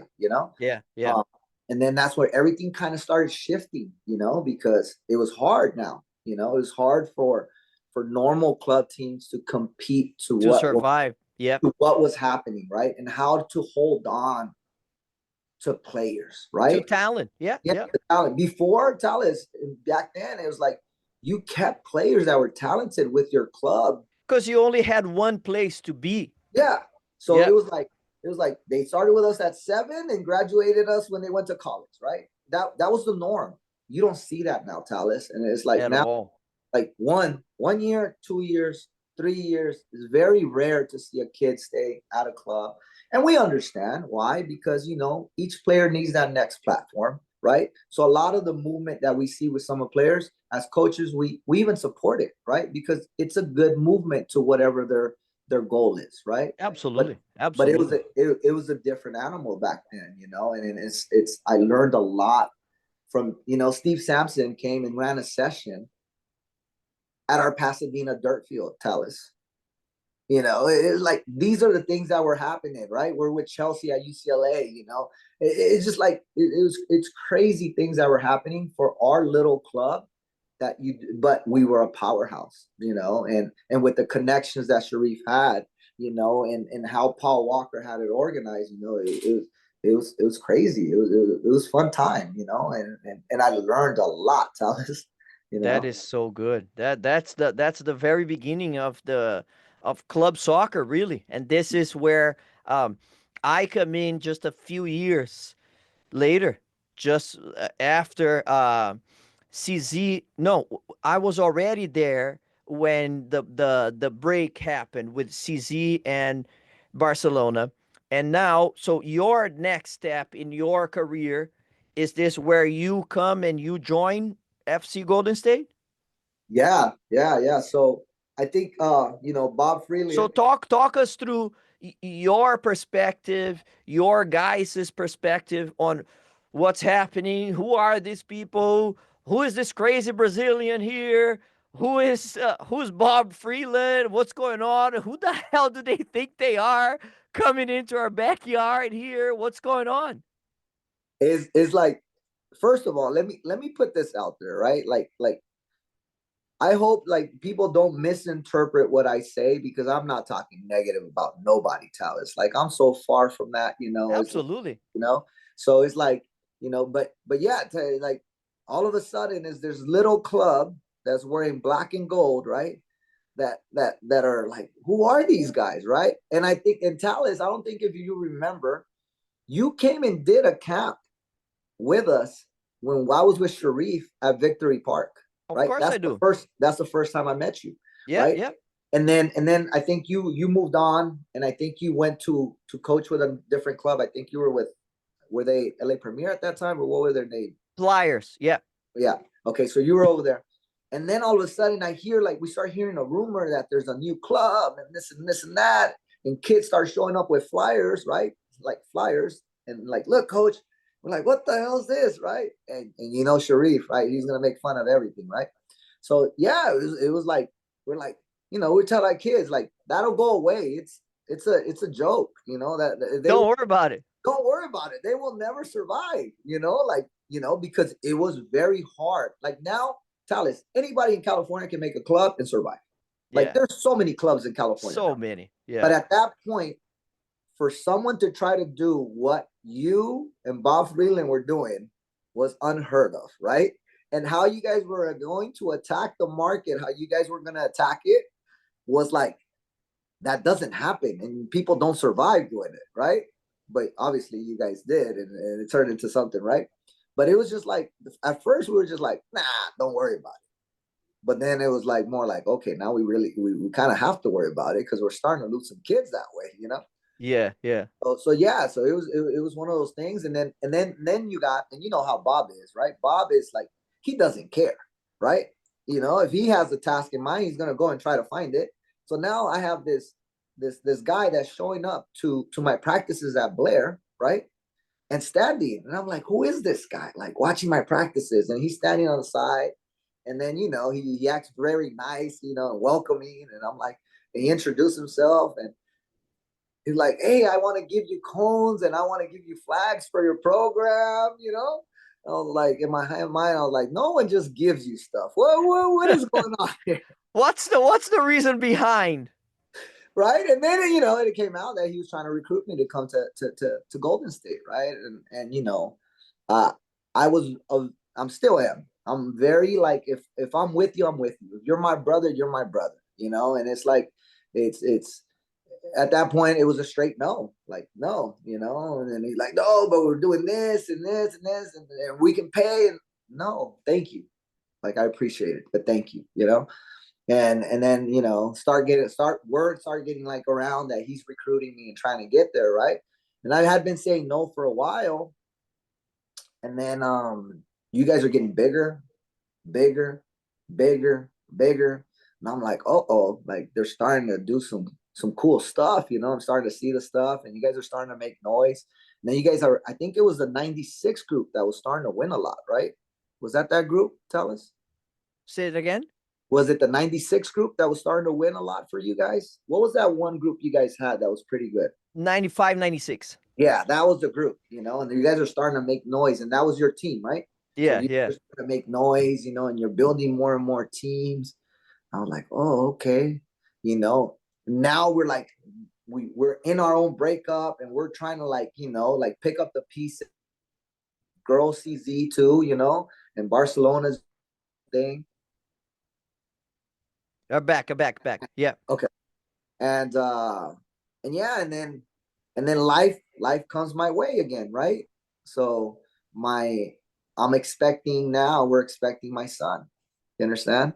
We're expecting my son, and life changes now, right? Now it's like, you know, the whole philosophy. Remember, I'll find a way to make it work because the pay isn't great, you know. Yeah.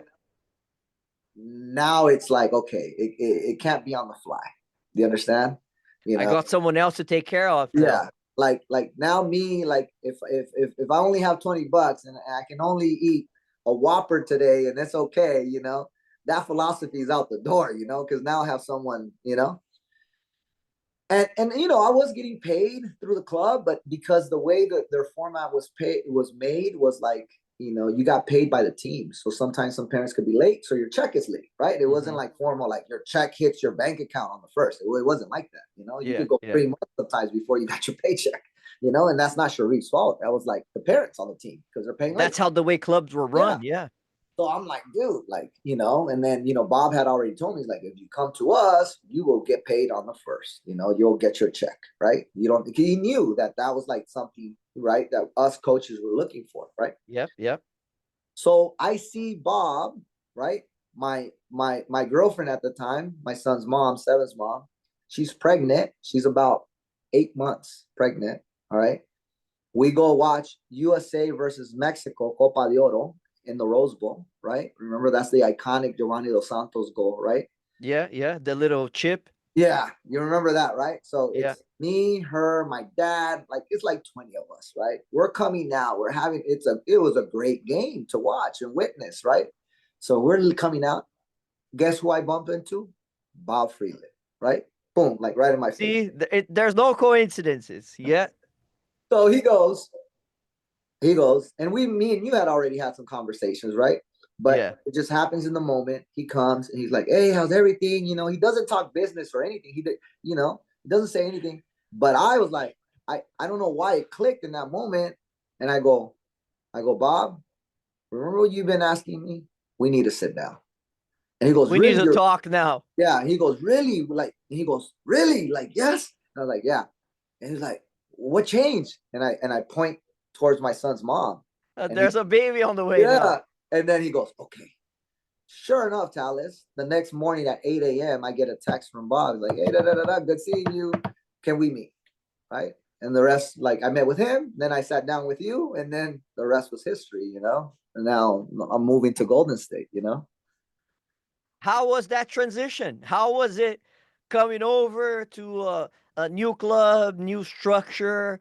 What was your role? What were you in charge of? And I just want everybody to know. Obviously, I know the answer because I was the one helping making it happen.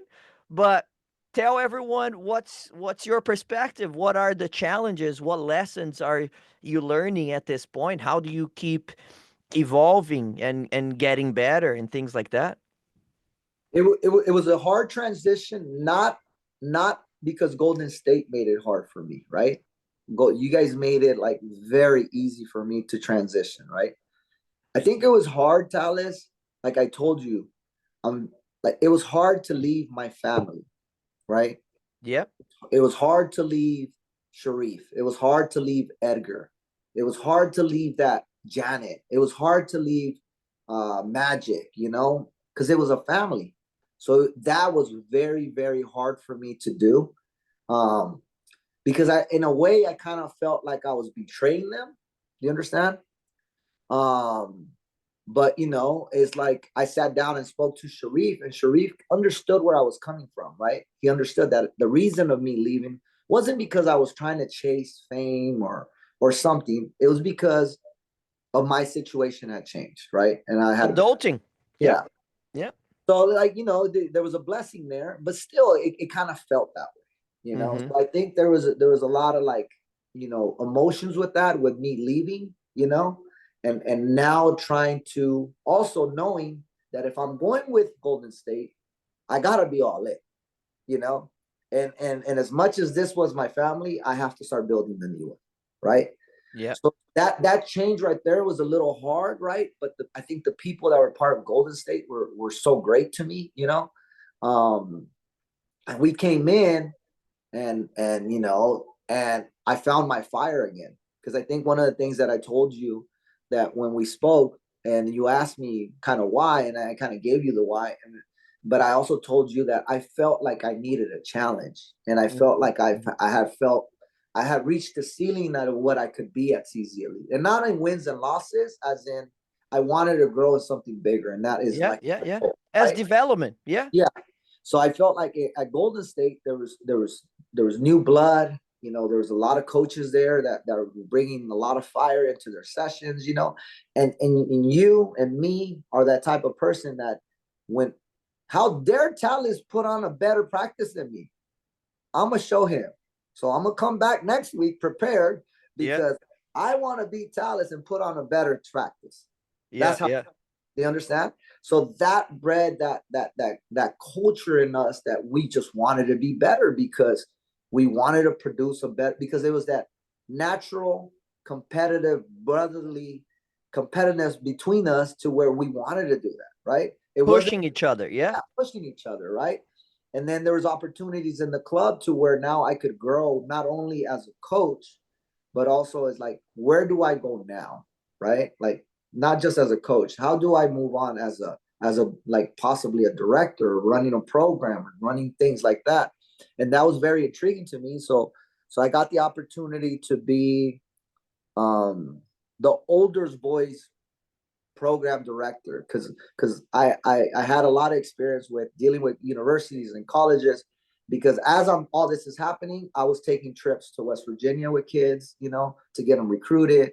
I was dealing with getting guys play. So I think I'm like at, I don't even know the actual number, but somewhere between over 160 kids that have gone down and played at the university level that I've helped, in some form or fashion, right?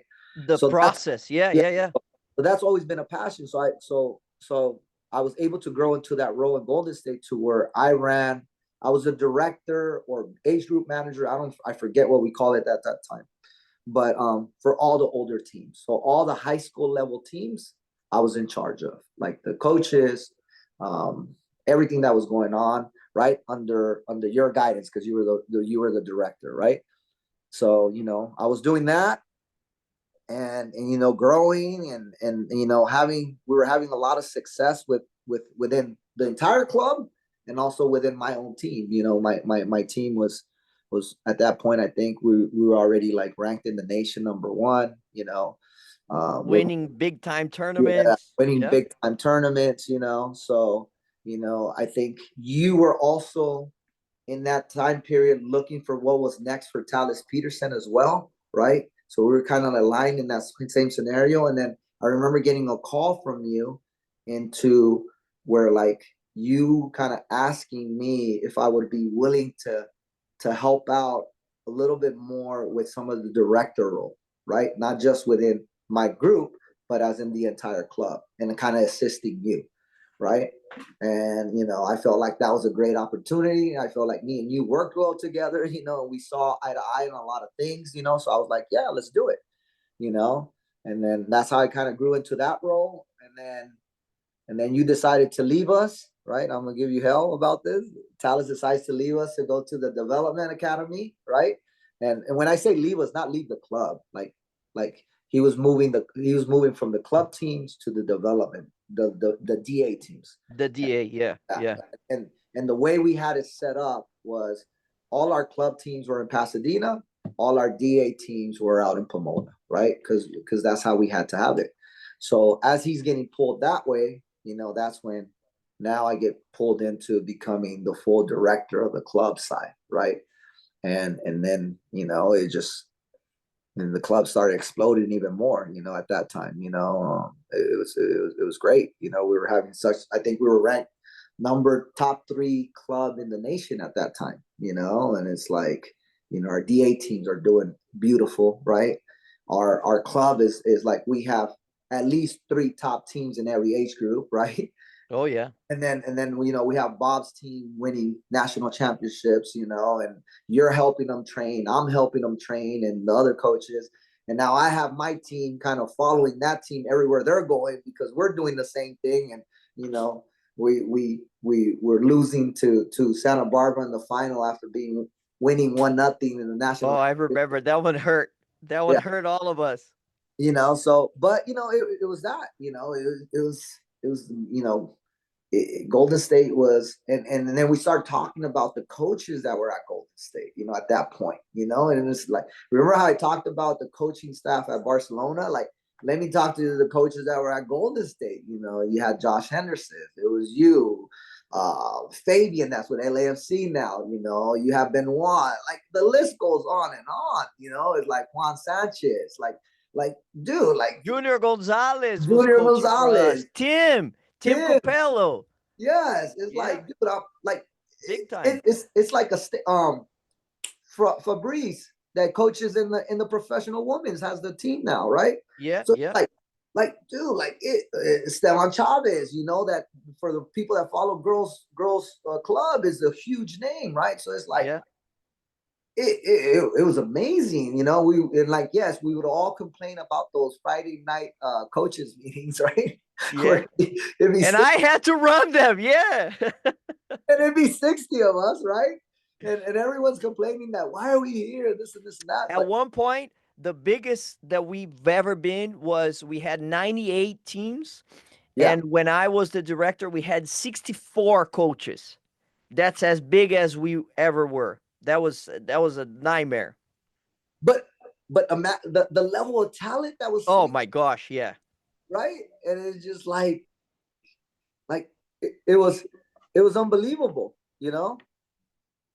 So it's just like, yeah, Golden State became that family for me, and I found very close friendships there, and brotherhood that we were able to do. And then fast forward a little bit, and now we got Edgar with us as well. and that came with some little bumps on the road as well, because that was a big loss for them for him to come over here. But it's like we were getting that band back together. So Well, yeah, because Edgar stayed, right? When you left yeah, Edgar State, DZ, Edgar stayed, and then Edgar also came over after. right? So now, Henry, tell me, what's Henry Cabral up to now? Tell us a little bit more about where you're coaching, what you're doing, your new business adventure, how that is going. Tell us a little bit more what you're up to nowadays. Man, it's like I think we get like I knew as I was driving here, right? I got stuck in traffic. Some of these people don't understand LA traffic, right? So I got stuck in traffic. I started thinking about like, okay, like where, but I knew. I said, this is not gonna be like if we really talking and like I think people are saying like, why is he jumping around so much? It's like if we go into detail, Talis, like this is like a eight-part series. Oh You know what yeah. I mean? Oh yeah. Like, It's a yeah, Netflix show. yeah, it's a Netflix show. We can talk here for hours, right? So we're trying to give you guys the condensed version, right?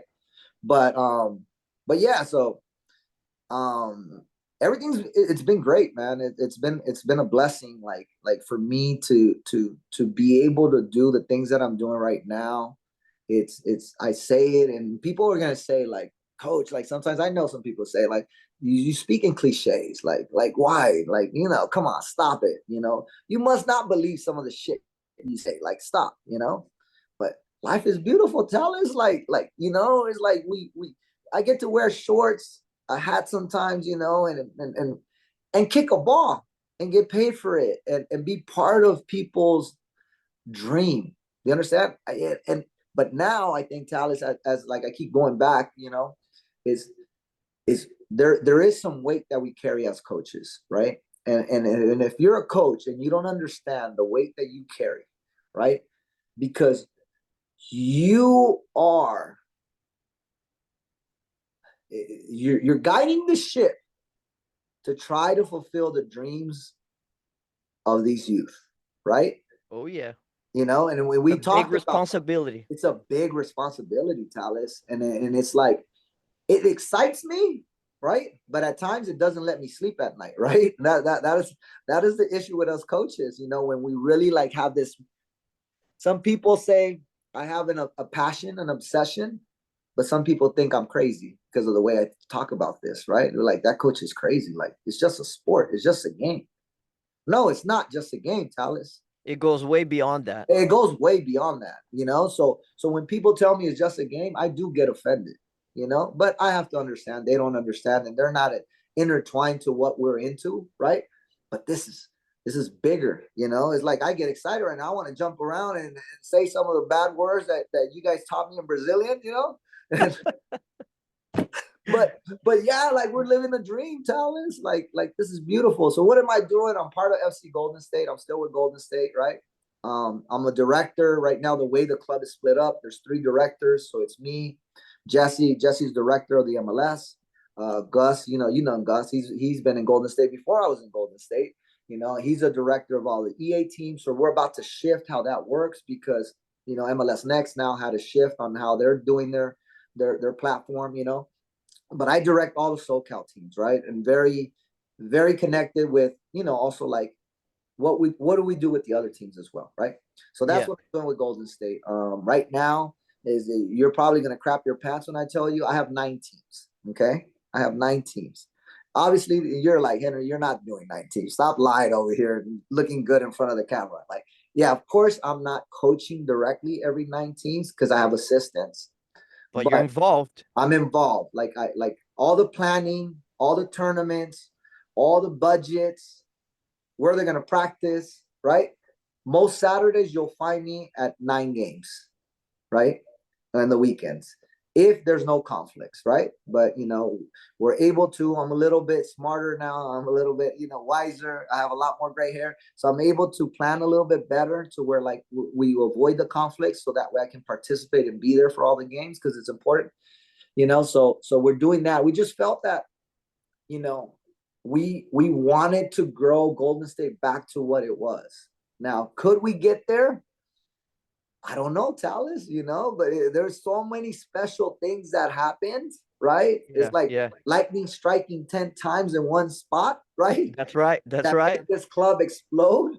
That I don't know if it could happen, but we're going to try, right? Because remember, I told you, once I have a task in my head, I'm Gotta gonna go make it all in. happen. I'm gonna go all in, right? And maybe 3 years from now, we're gonna be like, I failed, or damn, Henry, you made it happen with the help of all the other people that are involved. There's a lot of people that are trying to do this, but we felt we had to invest, or I had to invest my resources, and then here goes. I was coaching the pro guys for a while, like 2 years ago, and now I'm coaching 6, 7 year olds again, right?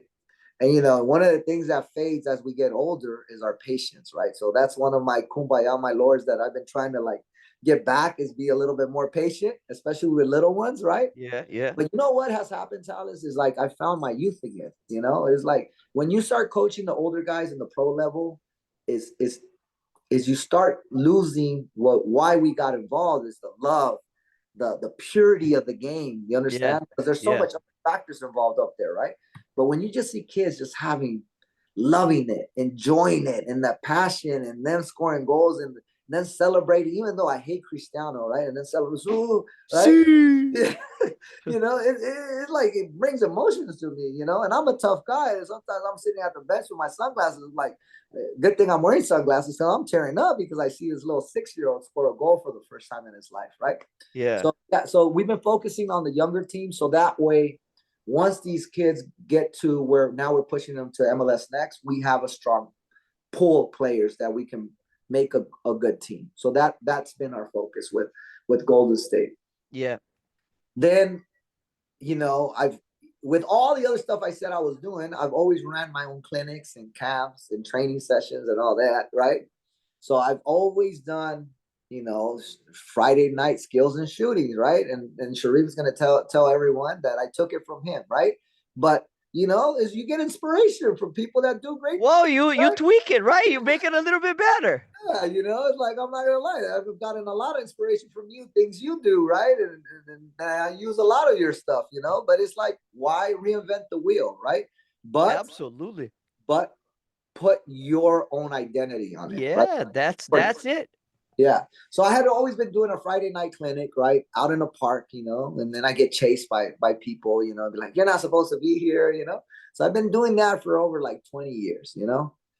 And always in my mind, I always had this vision, this greater vision for that, right, of what I wanted. But I was always too scared to go for it. You understand? And things happened in my life to where, like, Talis, I didn't think I was gonna be able to rebound, right? And I felt like that was my last, like Coach Cabral walking into the sunset type of event that happened, and I Yeah. wasn't gonna do what many people thought I was blessed with, or maybe people believe that I can do really well. And it was and I'm not gonna say it was gonna get snatched from me. It was more that my decision making was gonna make it let it go, right? You would be leading yourself towards not where you wanted to be. Right. So, and when I don't know if people have dealt with this, but when you get to that point where things are going to be taken out of your life, now you start valuing those things, like, because they came so easy for some of us that you're like, oh shit. And now time is the most valuable thing you will ever have in life. And you'll start looking at it like, I might not have the time anymore to what I was saying, maybe in 5 years, I might not be around, Talis, because Changes your perspective, doesn't it? yeah. So I was like, you know what? Let's strap them on, right? Let's go. And we started making a movement. I don't know how I was gonna do it, Talis, right? Some people thought I was crazy. They were like, how are you gonna do it? Like, you have no vision, no like experience in this, and how are you gonna do it? Like, what are you gonna do? How much do you have in the bank? Don't worry about that. I'll find a way, just like we talked about it, right? Looking at places and everything. And it went from like in January looking for a place to in August opening up Best Never Rest, right? And like I said, there's a lot of things that happen in between, right? I'm not the sole person. Like, I have, Kurt is a guy that came and fell into my lap that, he brought an AYSO team to me, right? Yeah.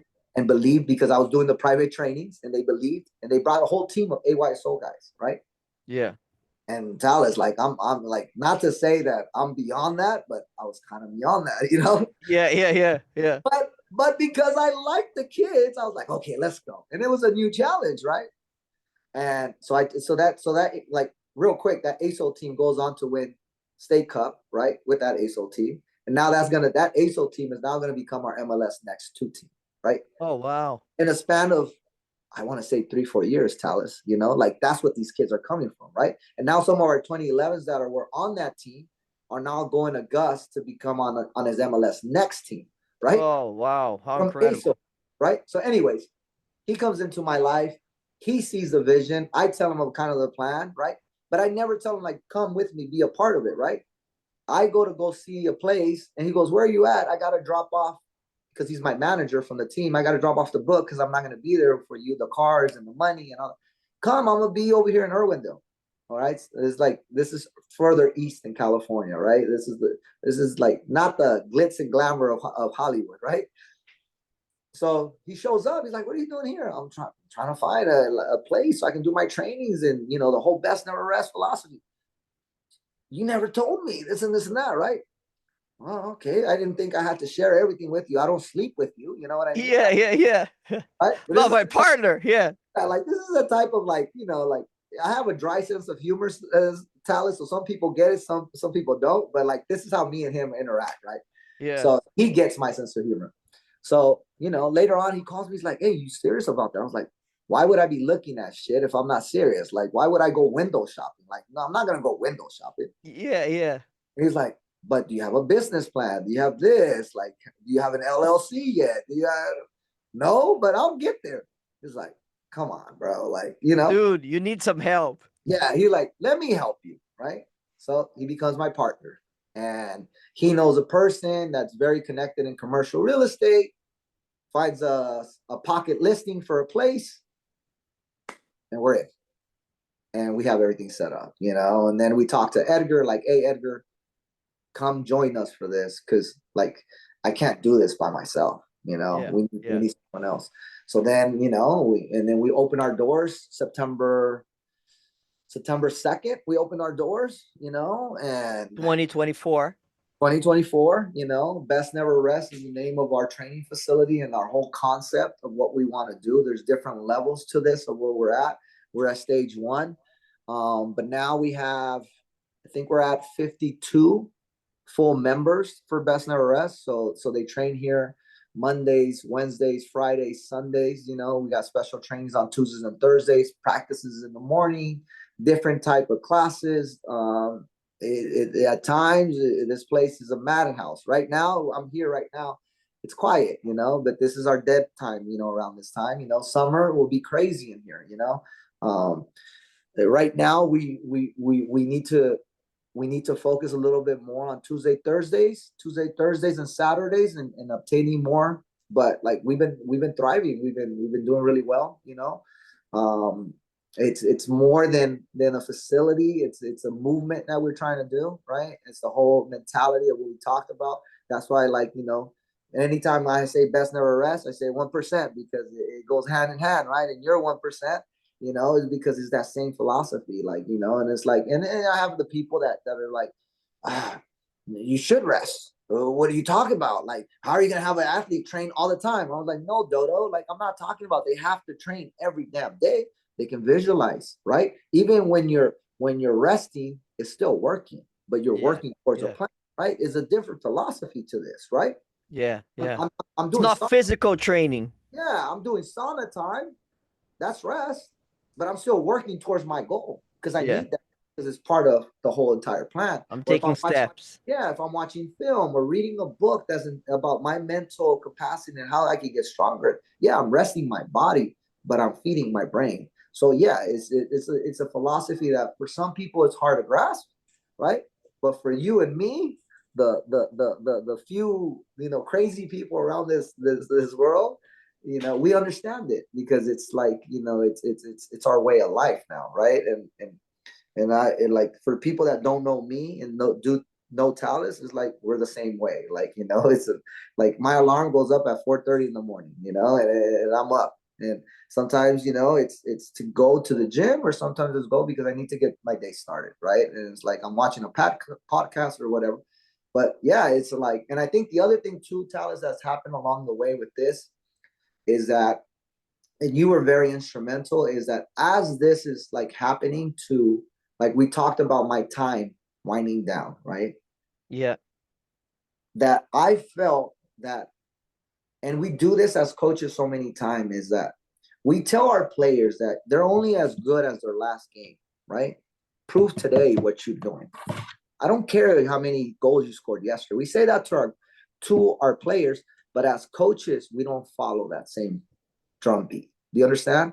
And it's like, well, and I would hate it when I was a player when I hear my coach, well, in my day, when I played, I would score and this and this. Like, but you look like a slob.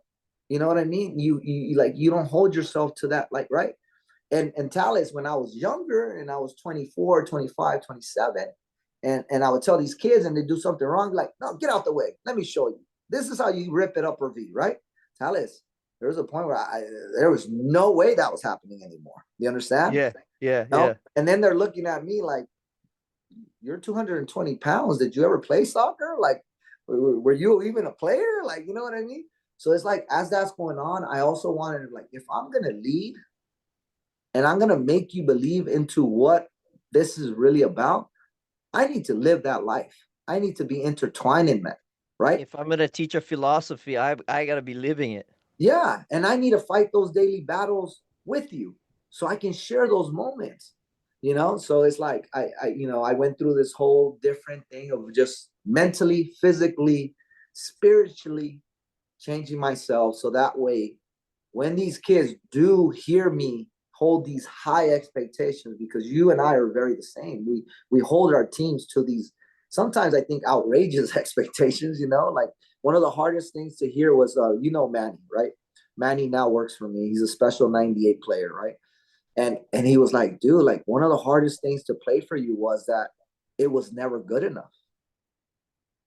That sounds like I'm holding back the tears right now, just like for a kid to tell you that, he's 26 now, 27, but he said, Wow.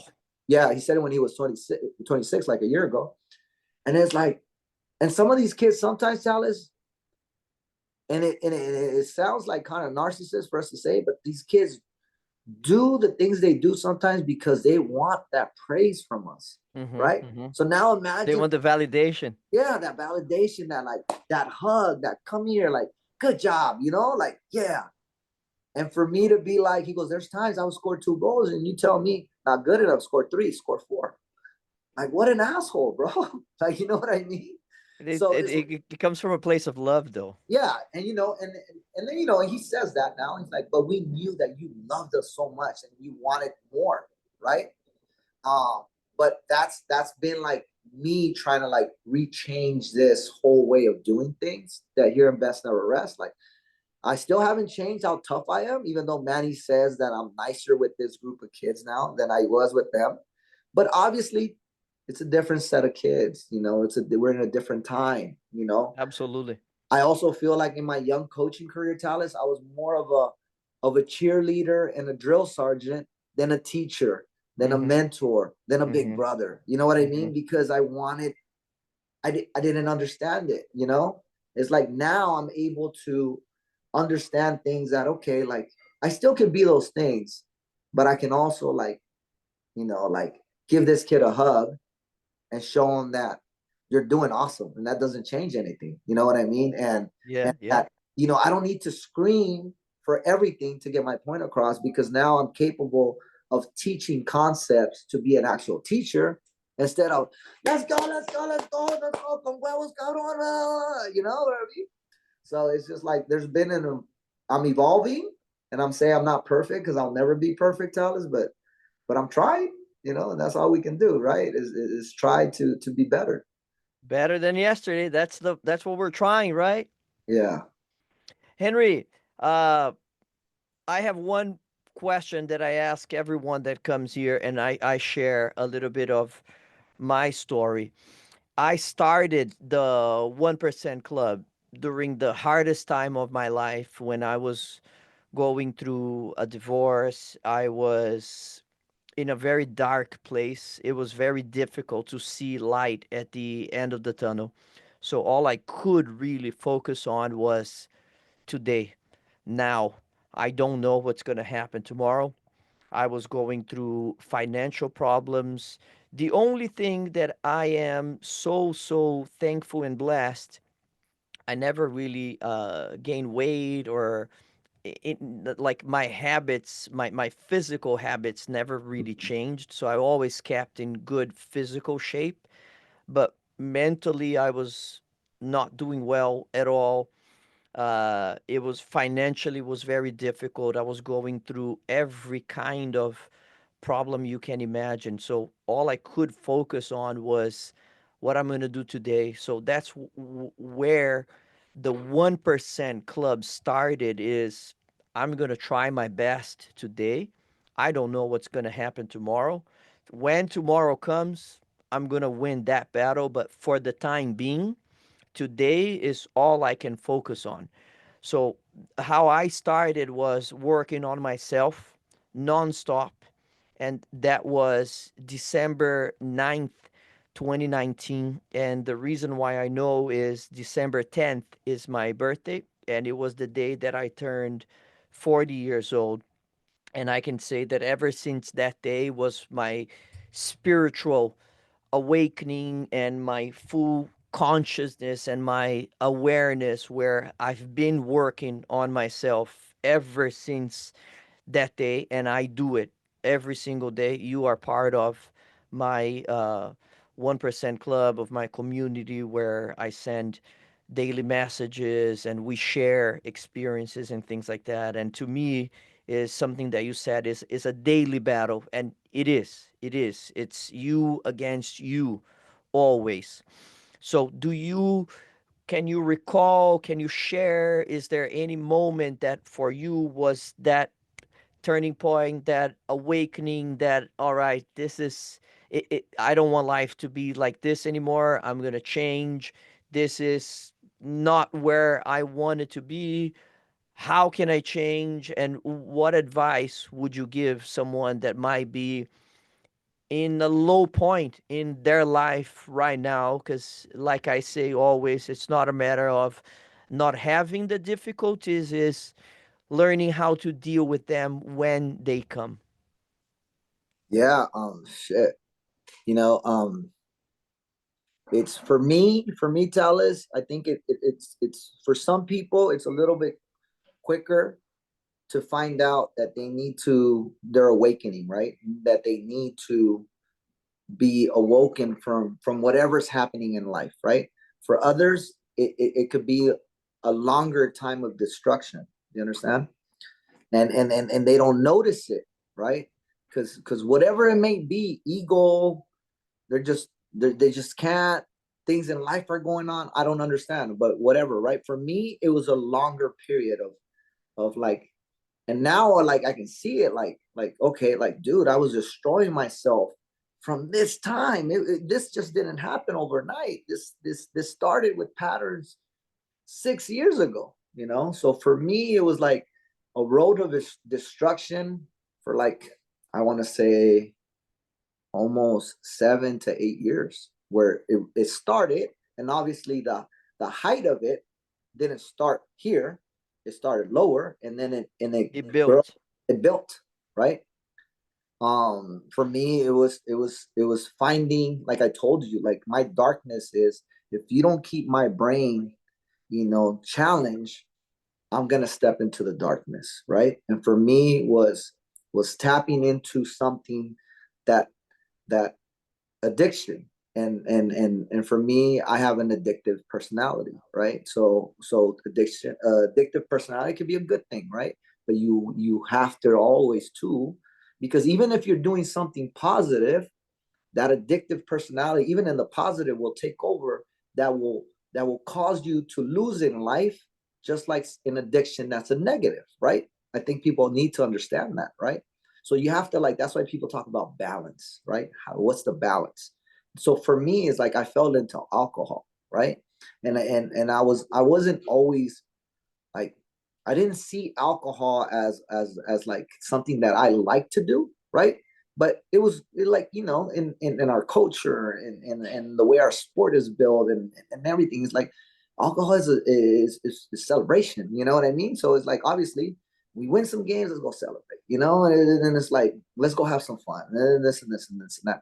Something so like, so that happens everywhere and with a lot of people, that it's so natural and doesn't cause a lot of problems. That was the start of what for me ends up being where I come to a very big turning point, Talis, to where it's like, fuck, like i just I just lost myself.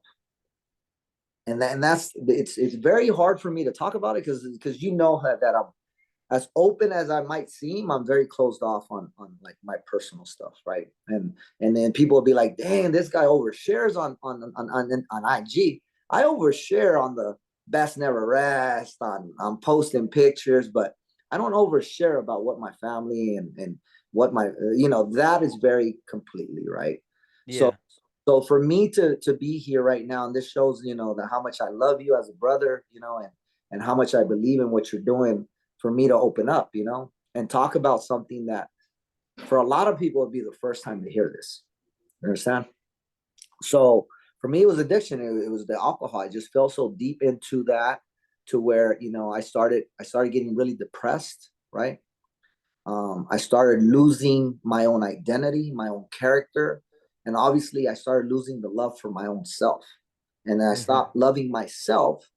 I started stop loving everybody else, and everything else. You understand? And then, and then, if people with addiction and alcohol, it's like that starts feeding your void, right? And for me, it was more like, Oh, there, yes. there's so much going on. I need to escape, because what's happening in here, I can't control it anymore. Like, these demons are running wild on me, and I can't keep them at bay. So the only way I keep them at bay is by looking for that next drink, you know. And while I'm trying to do all the other stuff, right? And there was a moment, I guess, in my life where I was able to control that imbalance. Then it started to where, like, some people are starting to notice, to more people are starting to notice, to now it's out in the open, kind of, to where my inner circles are, and the people I'm dealing with in day-to-day life, right? And to the moment to where, like, you have close friends telling you, like, hey bro, like, get a handle on this, like, this is Yeah. not Yeah. you, Henry, like, you're doing things out of character that Henry would not do, you know so, and I can give you a million excuses, Talis, that in that timeline of why this happened.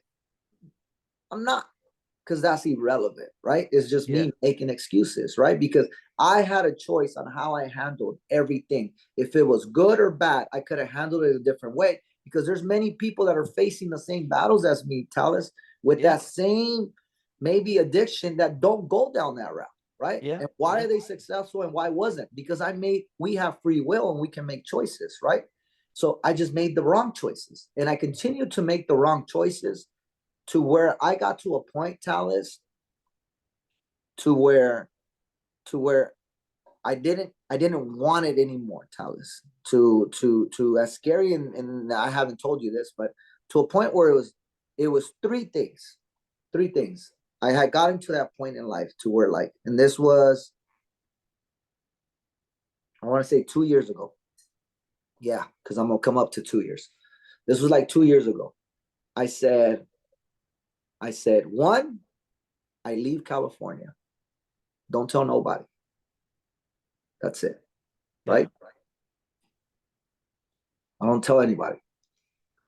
Two is I just do something crazy, to where, like, I can stop hurting people. And what I mean by that is just like, fuck, get arrested or something. You know what I mean?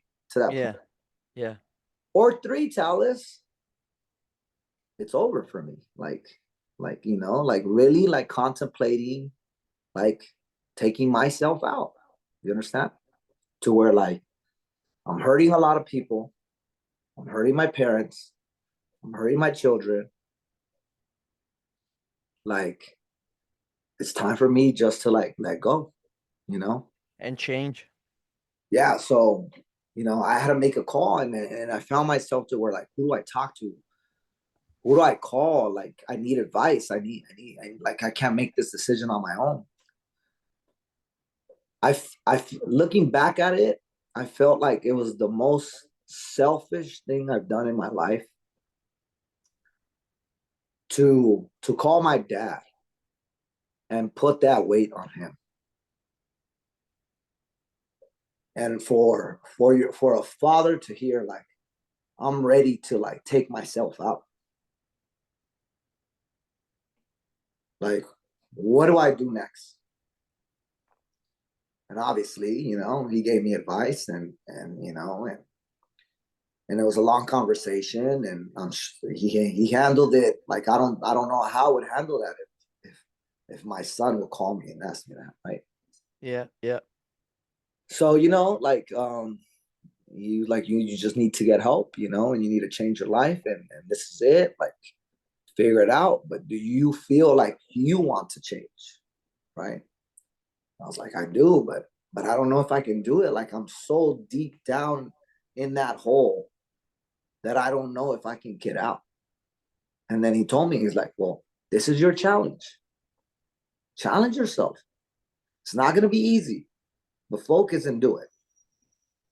So, I had to make a lot of life changes, and change everything, Talis, because it was like, it's like we talk about, like in sports, we talk about losses and defeat, right? Two completely different things, right? It's like we can lose all the time, right? But we can still fight, right? I was defeated. I was broken, Talents. And when someone's defeated, that's it. There's no coming back. That's how wars are won, right? That's how people are conquered. That's how lands are conquered, And I was defeated, Talents. Like, it wasn't that I had lost in life, but I was defeated and I was done. I give up, type of thing, And so I looked for help, and I started doing things to where like I know I have to, like, this is it. Like, the alcohol is not for me. I need to take that out of my life, and that's not gonna be the solution. Just taking that out. There's a lot of rebuilding that needs to happen, right? And I also needed to understand that I needed to find the love for myself, right? Mm-hmm. And that was a tough decision, because so now you're going with, I've neglected all these people because in the alcohol, right? I neglected myself as well, right? And I lost the love for all this. And now I'm about to try to turn this around, but I have to put myself first to be able to do it, Talis, and kind of neglect these people for another period of time if I'm able to walk into the light at one time, right? It was tough, but I had to do it. And it's like, it's my two youngest are still small, and I said, like, look, for them, they won't even remember that part of me, you know.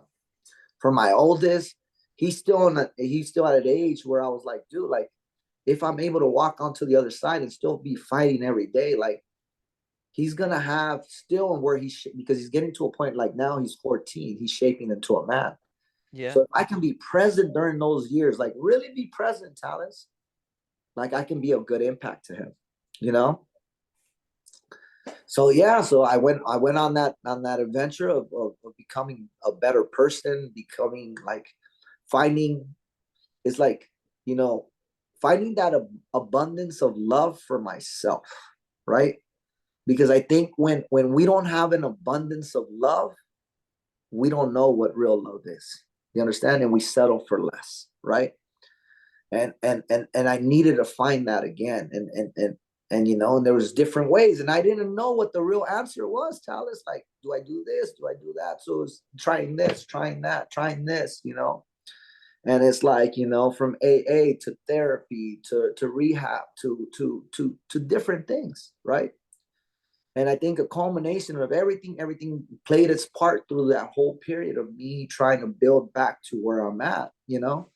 Um, but it was definitely trying to find myself again, trying to love myself, you know, to a point where, you know, I couldn't look at myself in the mirror. Talis, like I tell you, like this sounds cliche. Like how many people have said that? Like I couldn't.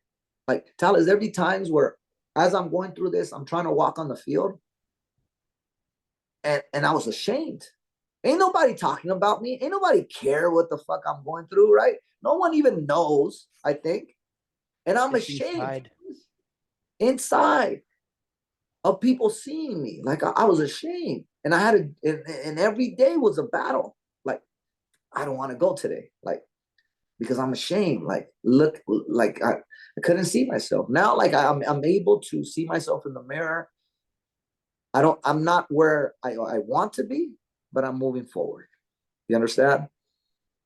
And I'm about to July, I'm about to be 2 years sober, you know, so that's big for me, you know. I'm happy for that. But it's like, I think the biggest thing that's helped me has been, you know, it sounds like I'm plugging you every single time. It's been this 1%, right?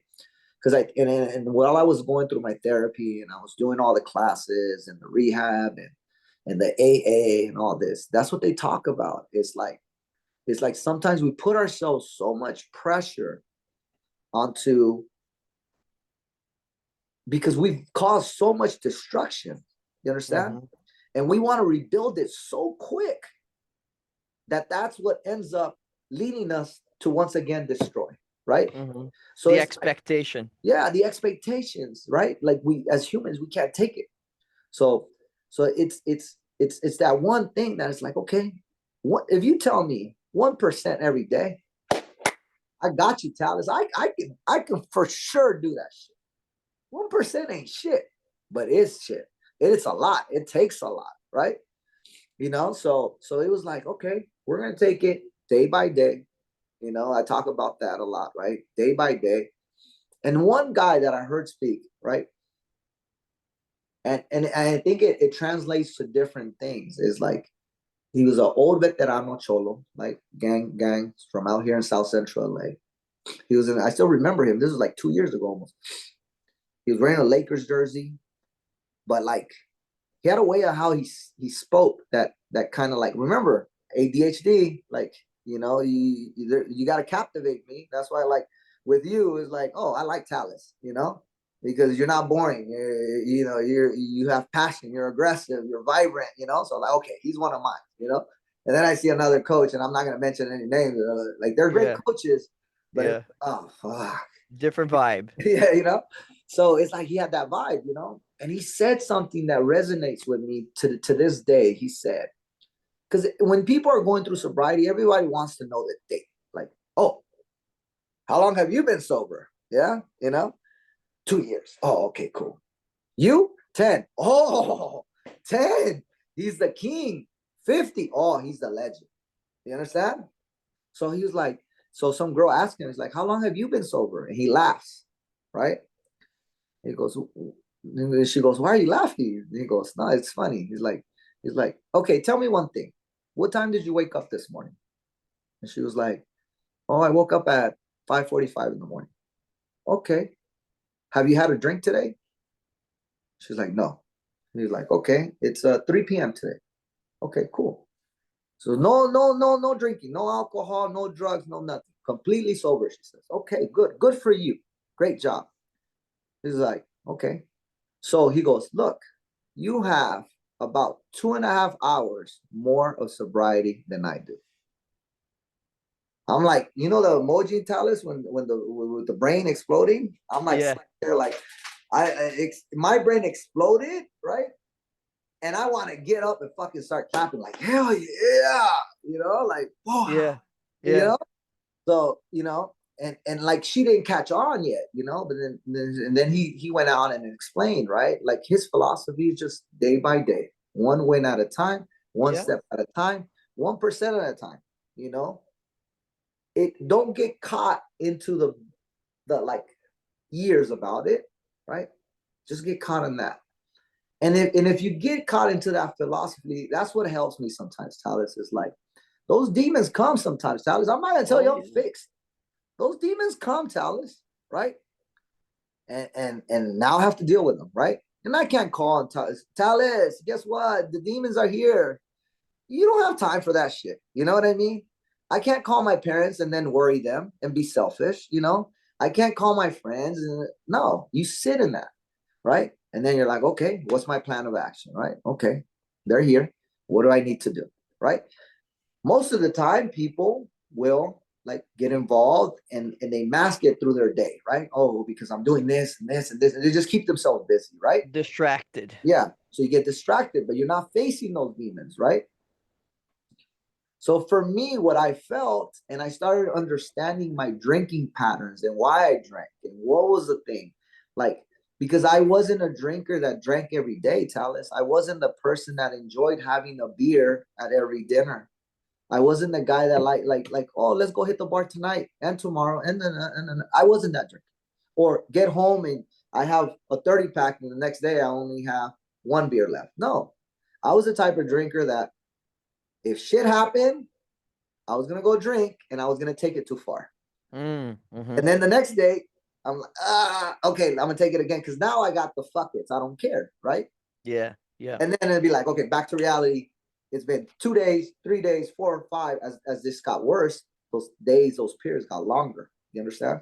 Yeah. And then I would cut, boom, and then go through, the withdrawals of all that because it's not easy just to stop like that, right? And then stop for 2-3 weeks or a month sometimes, and then it'll happen again, right? And then cause some destruction and then the same pattern, right? So what I started learning about myself is that just imagine, right? This cup, Talis, is every time shit would happen to the demons, but I keep myself distracted, right? What would happen is I wouldn't do anything to empty my cup so I can deal with more demons, right? So my cup would get so full, right, with demons that the way to escape this, because I can't handle it now, it's overflowing. Like, oh shit, fuck, what Too do I do? much. It's emergency time, right? It's too much. What do I do? Go drink. Because now I forget about it. I leave this pouring on the ground, overflowing all the time, but I'm drinking, so I'm not paying no attention to this, right?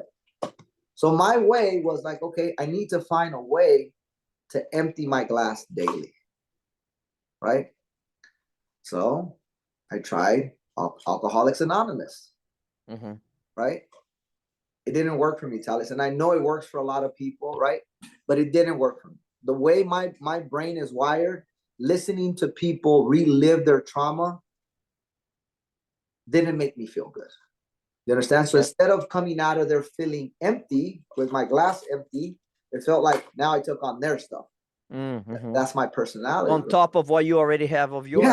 Yeah. So then I was like, I tried reading and I tried, like that didn't work for me, right? So then, like, as you're like going through all this, you start remembering, like, dude, like this alcoholism didn't just come out of the blue, right? Why at age 38 did I really start failing in this, right? Why not at 18? Why not at 19? You understand? And I think that the big answer for me, this is me, right? Okay, because everyone's different. For me was that I always had an outlet to empty my glass. Before I didn't know it, right? And for me, it was the playing soccer. That's how I would go and empty and unload. And that's why I would get yellow cards. And sometimes people, he's a little bit too aggressive. Why does he have such an edge? And some coaches love that, right? Because I was playing soccer, but I didn't know that I was emptying my glass on the soccer field every day. I come home and feel good, right? And then I think when I was getting challenged and we were talking about the what's next, and I was involved in Barcelona and got to Golden State, and you guys were challenging me, the brain. Remember, I was telling you that you guys were kept keeping me occupied. That challenge, was how I also emptied my glass. You understand? But then came a time where I felt like, I got to a point where I was just drifting in Yeah. my career, you know? And for some people say when there's peace, that's the best time. No, that's when someone comes on knocking. You're at most peace, right? And you're drifting and you're not doing anything, is when the devil comes knocking and is going to challenge you, right? And I wasn't ready for it, because then that happened. I'm drifting. Things are happening in life with my personal life that are, for me, tragic, right? Like I said, I could handle them in a different way. And it just pushes me to just go off the rails, right? So then I found that for me was me going into the weight room, me going into running, me going into exercising, right? So anytime Physically. Yeah. physically, I'm that type of person, right? When I go in there, you'll probably walk by me and be like, and you see me with my headphones, like, that guy's weird. Why is he hitting the weights like that sometimes, right? Because Talis, it's 11:45 at night, and those demons came on knocking, but I already had a workout at 5 in the morning, but I need to go unload. So my workout from 5 in the morning looks completely different from 11:45, right? 11:45, I'm lifting and I'm fighting. You understand? So I might look angry when I'm doing it, right? But then I leave and I unloaded for that day. The morning workout was physical and the late workout was mental. You're just using your body to work on your mind. Yeah. So now I get home, take a shower, brain's at peace, soul's at peace. I fall asleep, and we do it all over again the next day. And I just start stacking day by day, brick by brick, like I talk about, right? And and that's what works for me, Talis. Now, will it work for everyone else? I don't know. People say you look crazy, you do this. When do you sleep? You're a vampire. One of my friends tells me you're a vampire. Dude, I see you, you're awake already. Like, what are you doing? What, you were at the gym at 12:45 at midnight. You posted, and then you're awake at 5. Bro, like, honestly, like, Talis, one of the things that makes me, because it's like I get enough sleep just to get me by. There's some days, Talis, where I might just pass out, like I'm waiting for a client, and you find me like fall asleep, because it's just like my body's telling me like, hey, you need the sleep, right? And then Need I the gotta rest. those times during the weekend where there's no more downtime to catch up on sleep, right? But I felt like, Talis, in that time where I was in the destruction of my life, Talis, is that I was in a sleepwalk, Talis. I wasn't living. Like, You weren't aware. You were I wasn't sleeping. aware. I was there. People saw me and everything. I wasn't living. I wasn't a good friend. I'll even tell you, I wasn't a good fucking coach. I wasn't a good boyfriend. I was in a sleepwalk. I was a zombie, right?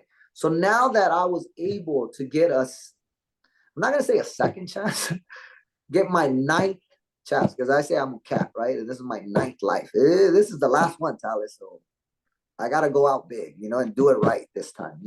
So I'm on my last one, and I say I'm blessed, because I got blessed to come out of there and get another shot to do something that I really have a passion for and I love.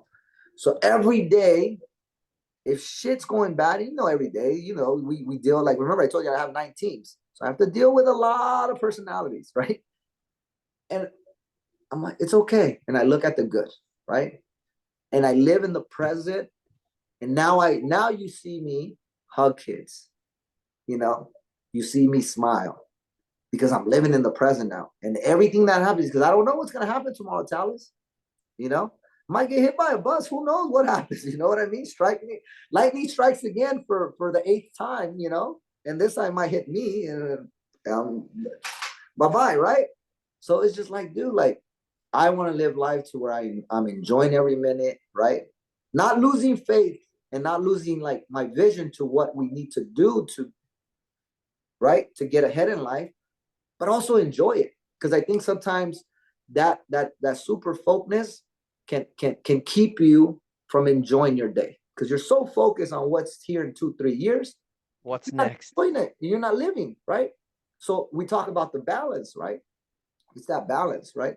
So there's times, Atlas, is like, do I see my kids as much as I would love to? No, right? But if I have 15 minutes, I make those 15 minutes the best 15 minutes in my life. If I have the full day with them, we make it the best day in our life. If I have 3 days, whatever the case may be, right? I'm present, right? I'm going to give you everything of daddy that I can, right? It's not going to be me on the phone. It's not going to be me like picking up. No, I'm there. I'm present, right? And we make it, and I think that's where you bring the balance, and I think for right now, will my life continue to be as like crazy to where like I need to go do 2-3 workouts in a day, because sometimes I go hike too and do something else, right?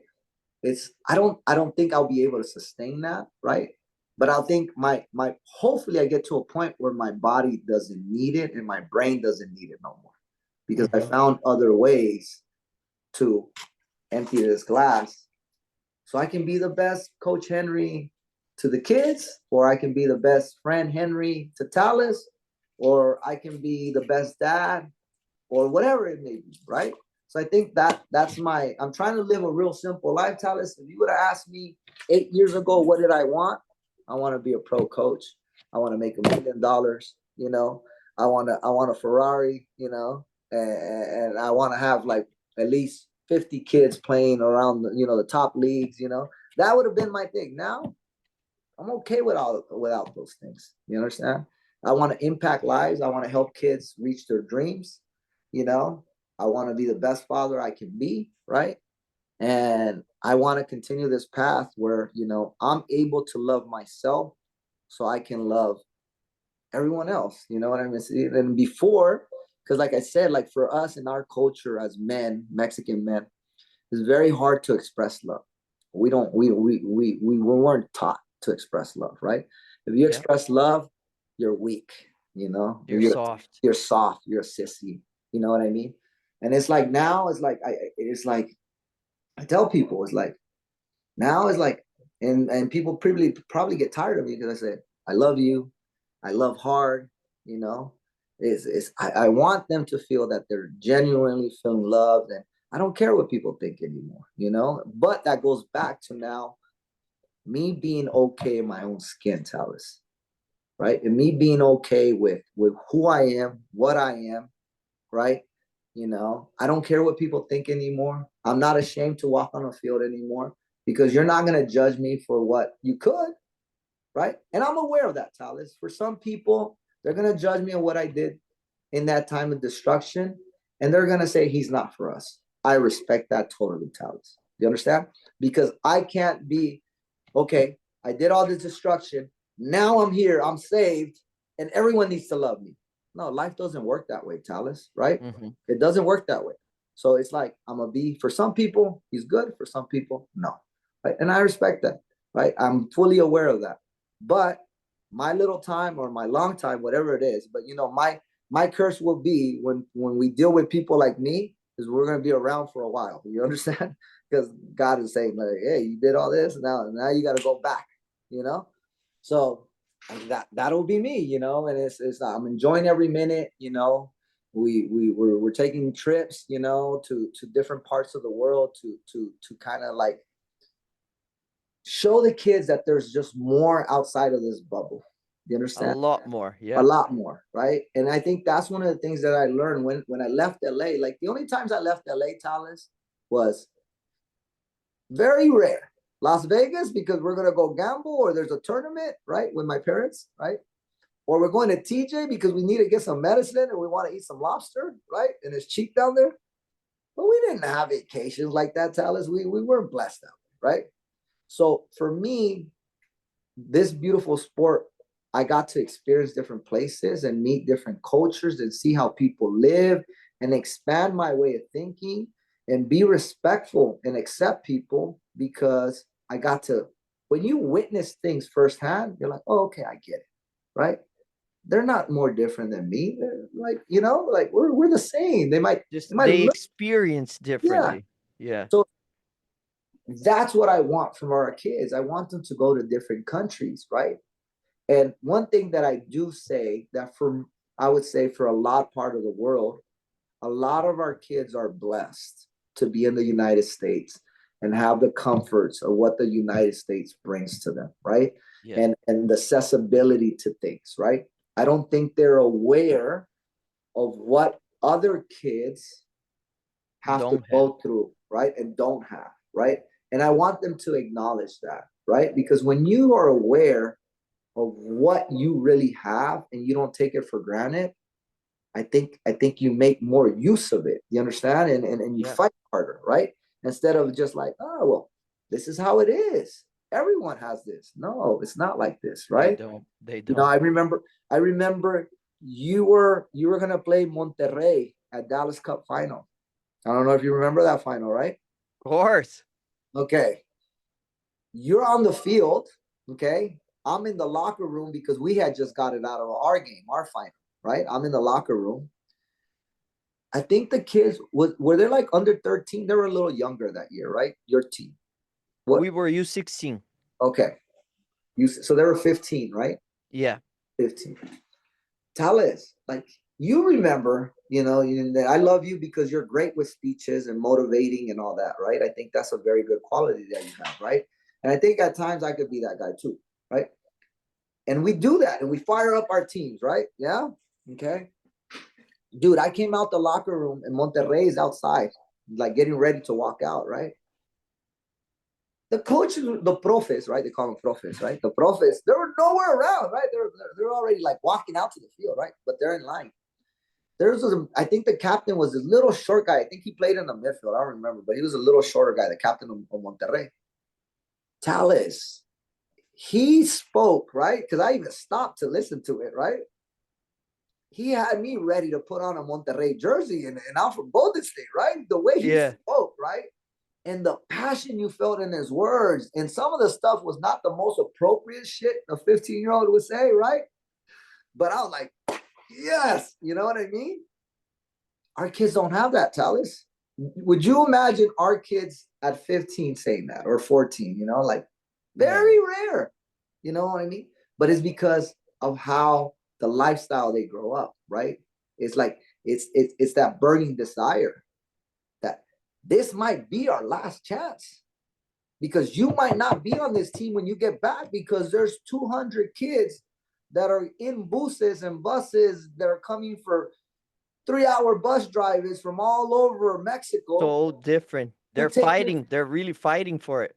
Yeah. So it's like that's what I want our kids to experience, right? Not just the culture of what it is in different countries, so they can learn about different cultures and be more accepting, but also understand the passion of what the different frame of mind it is. So we started this nonprofit called Soccer Beyond Boundaries to start taking teams to different countries, right? And then I kind of spoke to you about taking one of our trips maybe next year or the following year to be to Brazil, because I think that would be a great trip for them to understand, see the Brazilian culture, right? Because it's our Argentinian fans are going to say, it doesn't have a big impact in the sport, right? But we all know the impact that Brazilian soccer has into our beautiful game, right? And seeing that, and where these kids come from, where this game is being played and how they play it. Yeah. Yeah. And a lot of times it's being played with no coaches and it's just out in the street. You know what I mean?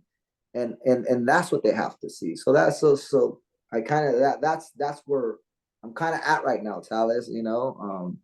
But it's tough, but it's fun. Those are the challenges that life brings us. So first and foremost, I am going to try to speak normally, but I don't know if I'll be able to hold the tears. They might come. We'll see. But I appreciate you being so honest, so open, so vulnerable, and sharing your story. I wasn't sure how much you were willing to share because, like you said, some people might see it from a judgmental point of view, or some people might see as, oh, I'm better than that. But the reality is we're all fighting our own battles. And that battle is daily. It's always you against you with your mind, with your thoughts, with your feelings, with your emotions, with how you deal with energy. To me, is the analogy that you use is emptying your cup, is the releasing of energy. Some people release by drinking, by doing drugs, by whatever, gambling, prostitution, you name it. So we all have those demons, that dark energy, that dark side. So to me, the reason why I always say that the battle is you against you is your mind can be very, very tricky. It can give you things that if you believe that they're true, you can really go in a direction that it's hard to come out of, but it doesn't mean that's impossible to. So when we hear your story about, let's call as is, hitting rock bottom, that's the same place I was at a point that, I remember clearly. I put my kids to sleep, and one night I said, I don't think I deserve to be here anymore. I think if I was gone tonight, they probably would be better off without me. So going through that is, it's not easy, but that is what it's God's way of saying, hey, you know what? There's a lot more in you. There's a lot more in you that you have to give. And us coaches and the responsibility that we have shaping the youth and helping kids and leading by example. And I don't really feel like we're less than anybody, but we're also not better than anybody. We're just who we are. And I think this is very, very powerful when we're able to share our stories, when we're able to be vulnerable and open, because the reality is people hide better. We all go through it. We're all going through right now. This very moment, this very day, we're all fighting. We're all trying to survive, to do our best. It's not easy. It is not easy. That's why do what you can do, but continue to show up. To me, that's the most powerful lesson there is what you said about being defeated and losing. You can feel defeated, but that's temporary. If you're awake, if God gave you another opportunity tomorrow to wake up, don't take it for granted. That's why my mantra is one more day, one more battle, 1% better. You don't have to do a whole lot, but if you wake up, that means the man up there is giving you another opportunity. Your time hasn't come yet. Your time is not yet over. So do your best and do what you can in order to continue to take steps. Oh my God, Henry, man, I could not be more proud of you because of the adversities that you faced, and to see you on the other side of that. I've experienced, I've seen it, I was part of it when you were going through very hard moments, very dark moments. So I've seen that, and to be here with you today, having this conversation and seeing like this is possible, man. This is it's hard, it's dark, but that's where growth is. Growth comes after pain. So I am honored to have had the chance that you shared with us, and I hope it helps people, whoever is listening. We talked a lot about life, a lot more than we talked about soccer. We never got into, like, not even the technical side of the game, but I don't think there's a need, because that's where the power is in sharing.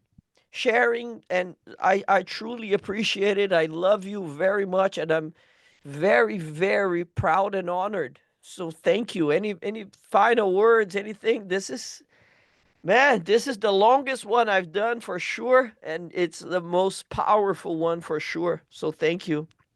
Yeah, it's like I didn't know. Like I told you, I had my moment where LA traffic helped me out, to think about, where, I got the script of what kind of questions we were gonna try to follow, you know, and one of the questions kind of alluded to, what you asked me, right? And I asked myself, like, and it's like we have these internal conversations with ourselves, so sometimes people might drive next to me and be like, what is that weirdo doing, like, because I'm over there having a full-on conversation with myself, but it's like I didn't know where it was going to take it, Talis, do I feel now to where, like if we would have had this conversation, right, this opportunity to do this a year ago, I probably don't say anything about it, right, and I hide. You understand? Because I wasn't ready for it, right? I told myself, I was like, well, if it gets to that point and it flows and it goes, and we'll feel the energy, and we'll just let God God's plan happen, then we'll dive into it. You know what I mean? And we'll go that route. And that was my whole thought process with it. Will this does this help me in my journey? As selfish as it does, it helps me in my journey, to be able to go out there and be able to put this out, because sometimes this energy that we carry about what our past has been and what our tribulations have been and what we've been through kind of weigh us down sometimes. That's the guilt that we Yeah. carry around. Yeah. So it's for me to put it out there, right? That's the selfish act, right? Boom, I get to unload. But the unselfish act is that, you know, is that one person, maybe one person, Talis, sees this, right? And is able to use me as, like, I forgot his name, and I feel so embarrassed because I should remember the guy's name, right? That spoke, right? But like I could see his face, Talis, like he was wearing some gray Jordans, I can tell you what his name is. His name was God speaking yeah, through that person. So you don't need to know. yeah. So it's like, so if I could be that person, or we could be that person through this video, for that one, if we help one person that's dealing with something like me, and they can find their way into their own, them saving themselves, like it's good. You know what I mean? And it's like, yeah, like I open myself up to some people that have no clue, now having a clue, and now being able to judge, and now being to be like, wait a minute, does that fit into our household, right? But you know what? It is what it is, Talis. And if I can help that one person, I'm gonna help that one person through what has helped me. You know, um, one day, like I told you, I don't know how long my body can sustain, right? My my being able to release this, right, through the lifting and the running and the hiking and all that, because we're only getting older, right? It's like you can see it in the grays now. Um, I feel like one of the things that I want to do, Talis, is I want to go out and speak in front of people, you know, and share my story, you know, Yeah. in Yeah. front of a group of people. It might be a group of alcoholics, it might be a group of coaches, it might be a group of dads, it might be whatever, right? And do that and motivate. And not to say that I'm better than anybody, but just to show a little bit of hope that I came out on the other side. if some knucklehead from Pasadena that looks this way, right, can do it, why can't you? I'm nothing special. You know what I mean? And I'm still battling, but it's it's I think when we see those type of things, just like when I got to see Jorge Campos for the first time live at a practice, it gave me hope that I could do it. Because if a 5'8" goalkeeper can play at that level, right? Why not me? You know what I mean? So it's like when people see my story, hear my story, and it can help them. I just hope that's the help that I can give them, and one day, I can go out and talk about this and this journey, and then there'll be more to it, right? And try to help some people out, or at least have them listen and see what they get out of it. But I I'm super honored to be part of this. It's like because I've been watching some of the videos. I'm not gonna say all of them because it's busy, right? But I've seen at least three of the episodes, right? And and I'm honored to be. I wish I would have been number seven, right? Because you know how much I love number seven, right? My son's name is number seven, so I was kind of like sad to be number eight, but at least I'm in the top 10. Okay, I'm in the top. I make the starting lineup of your team. That's right. That's right. Uh, it's always a blessing. Thank you. There's so much love that I have towards you because you've been such an integral part of my transformation, right? Of your messages that we get in the morning, our talks that we've had, everything. So I want to thank you for that, and for anybody that's thinking to be part of your group, it's a great group. It's it's that daily reminder and having a community and a support group to have insight and cheer you on, right? To have everyone like, I think I posted the day that I got my new PR, right, on the chat, right? And you guys were Yeah. going crazy. It feels good, because you guys understand what our daily battles are about, and we're that community. So I think for people that are looking for that, it's a great platform. It's great. But yeah, thank you. Appreciate it. Loved it, man. Thank you. Thank you so much, guys. Thank you. If you're still here, if you are still listening to us, we appreciate it very much. Today was a very, very special episode, one for the books for sure. Come back again next week. We have some more. For today. Enough. Thank you so much. Thank you.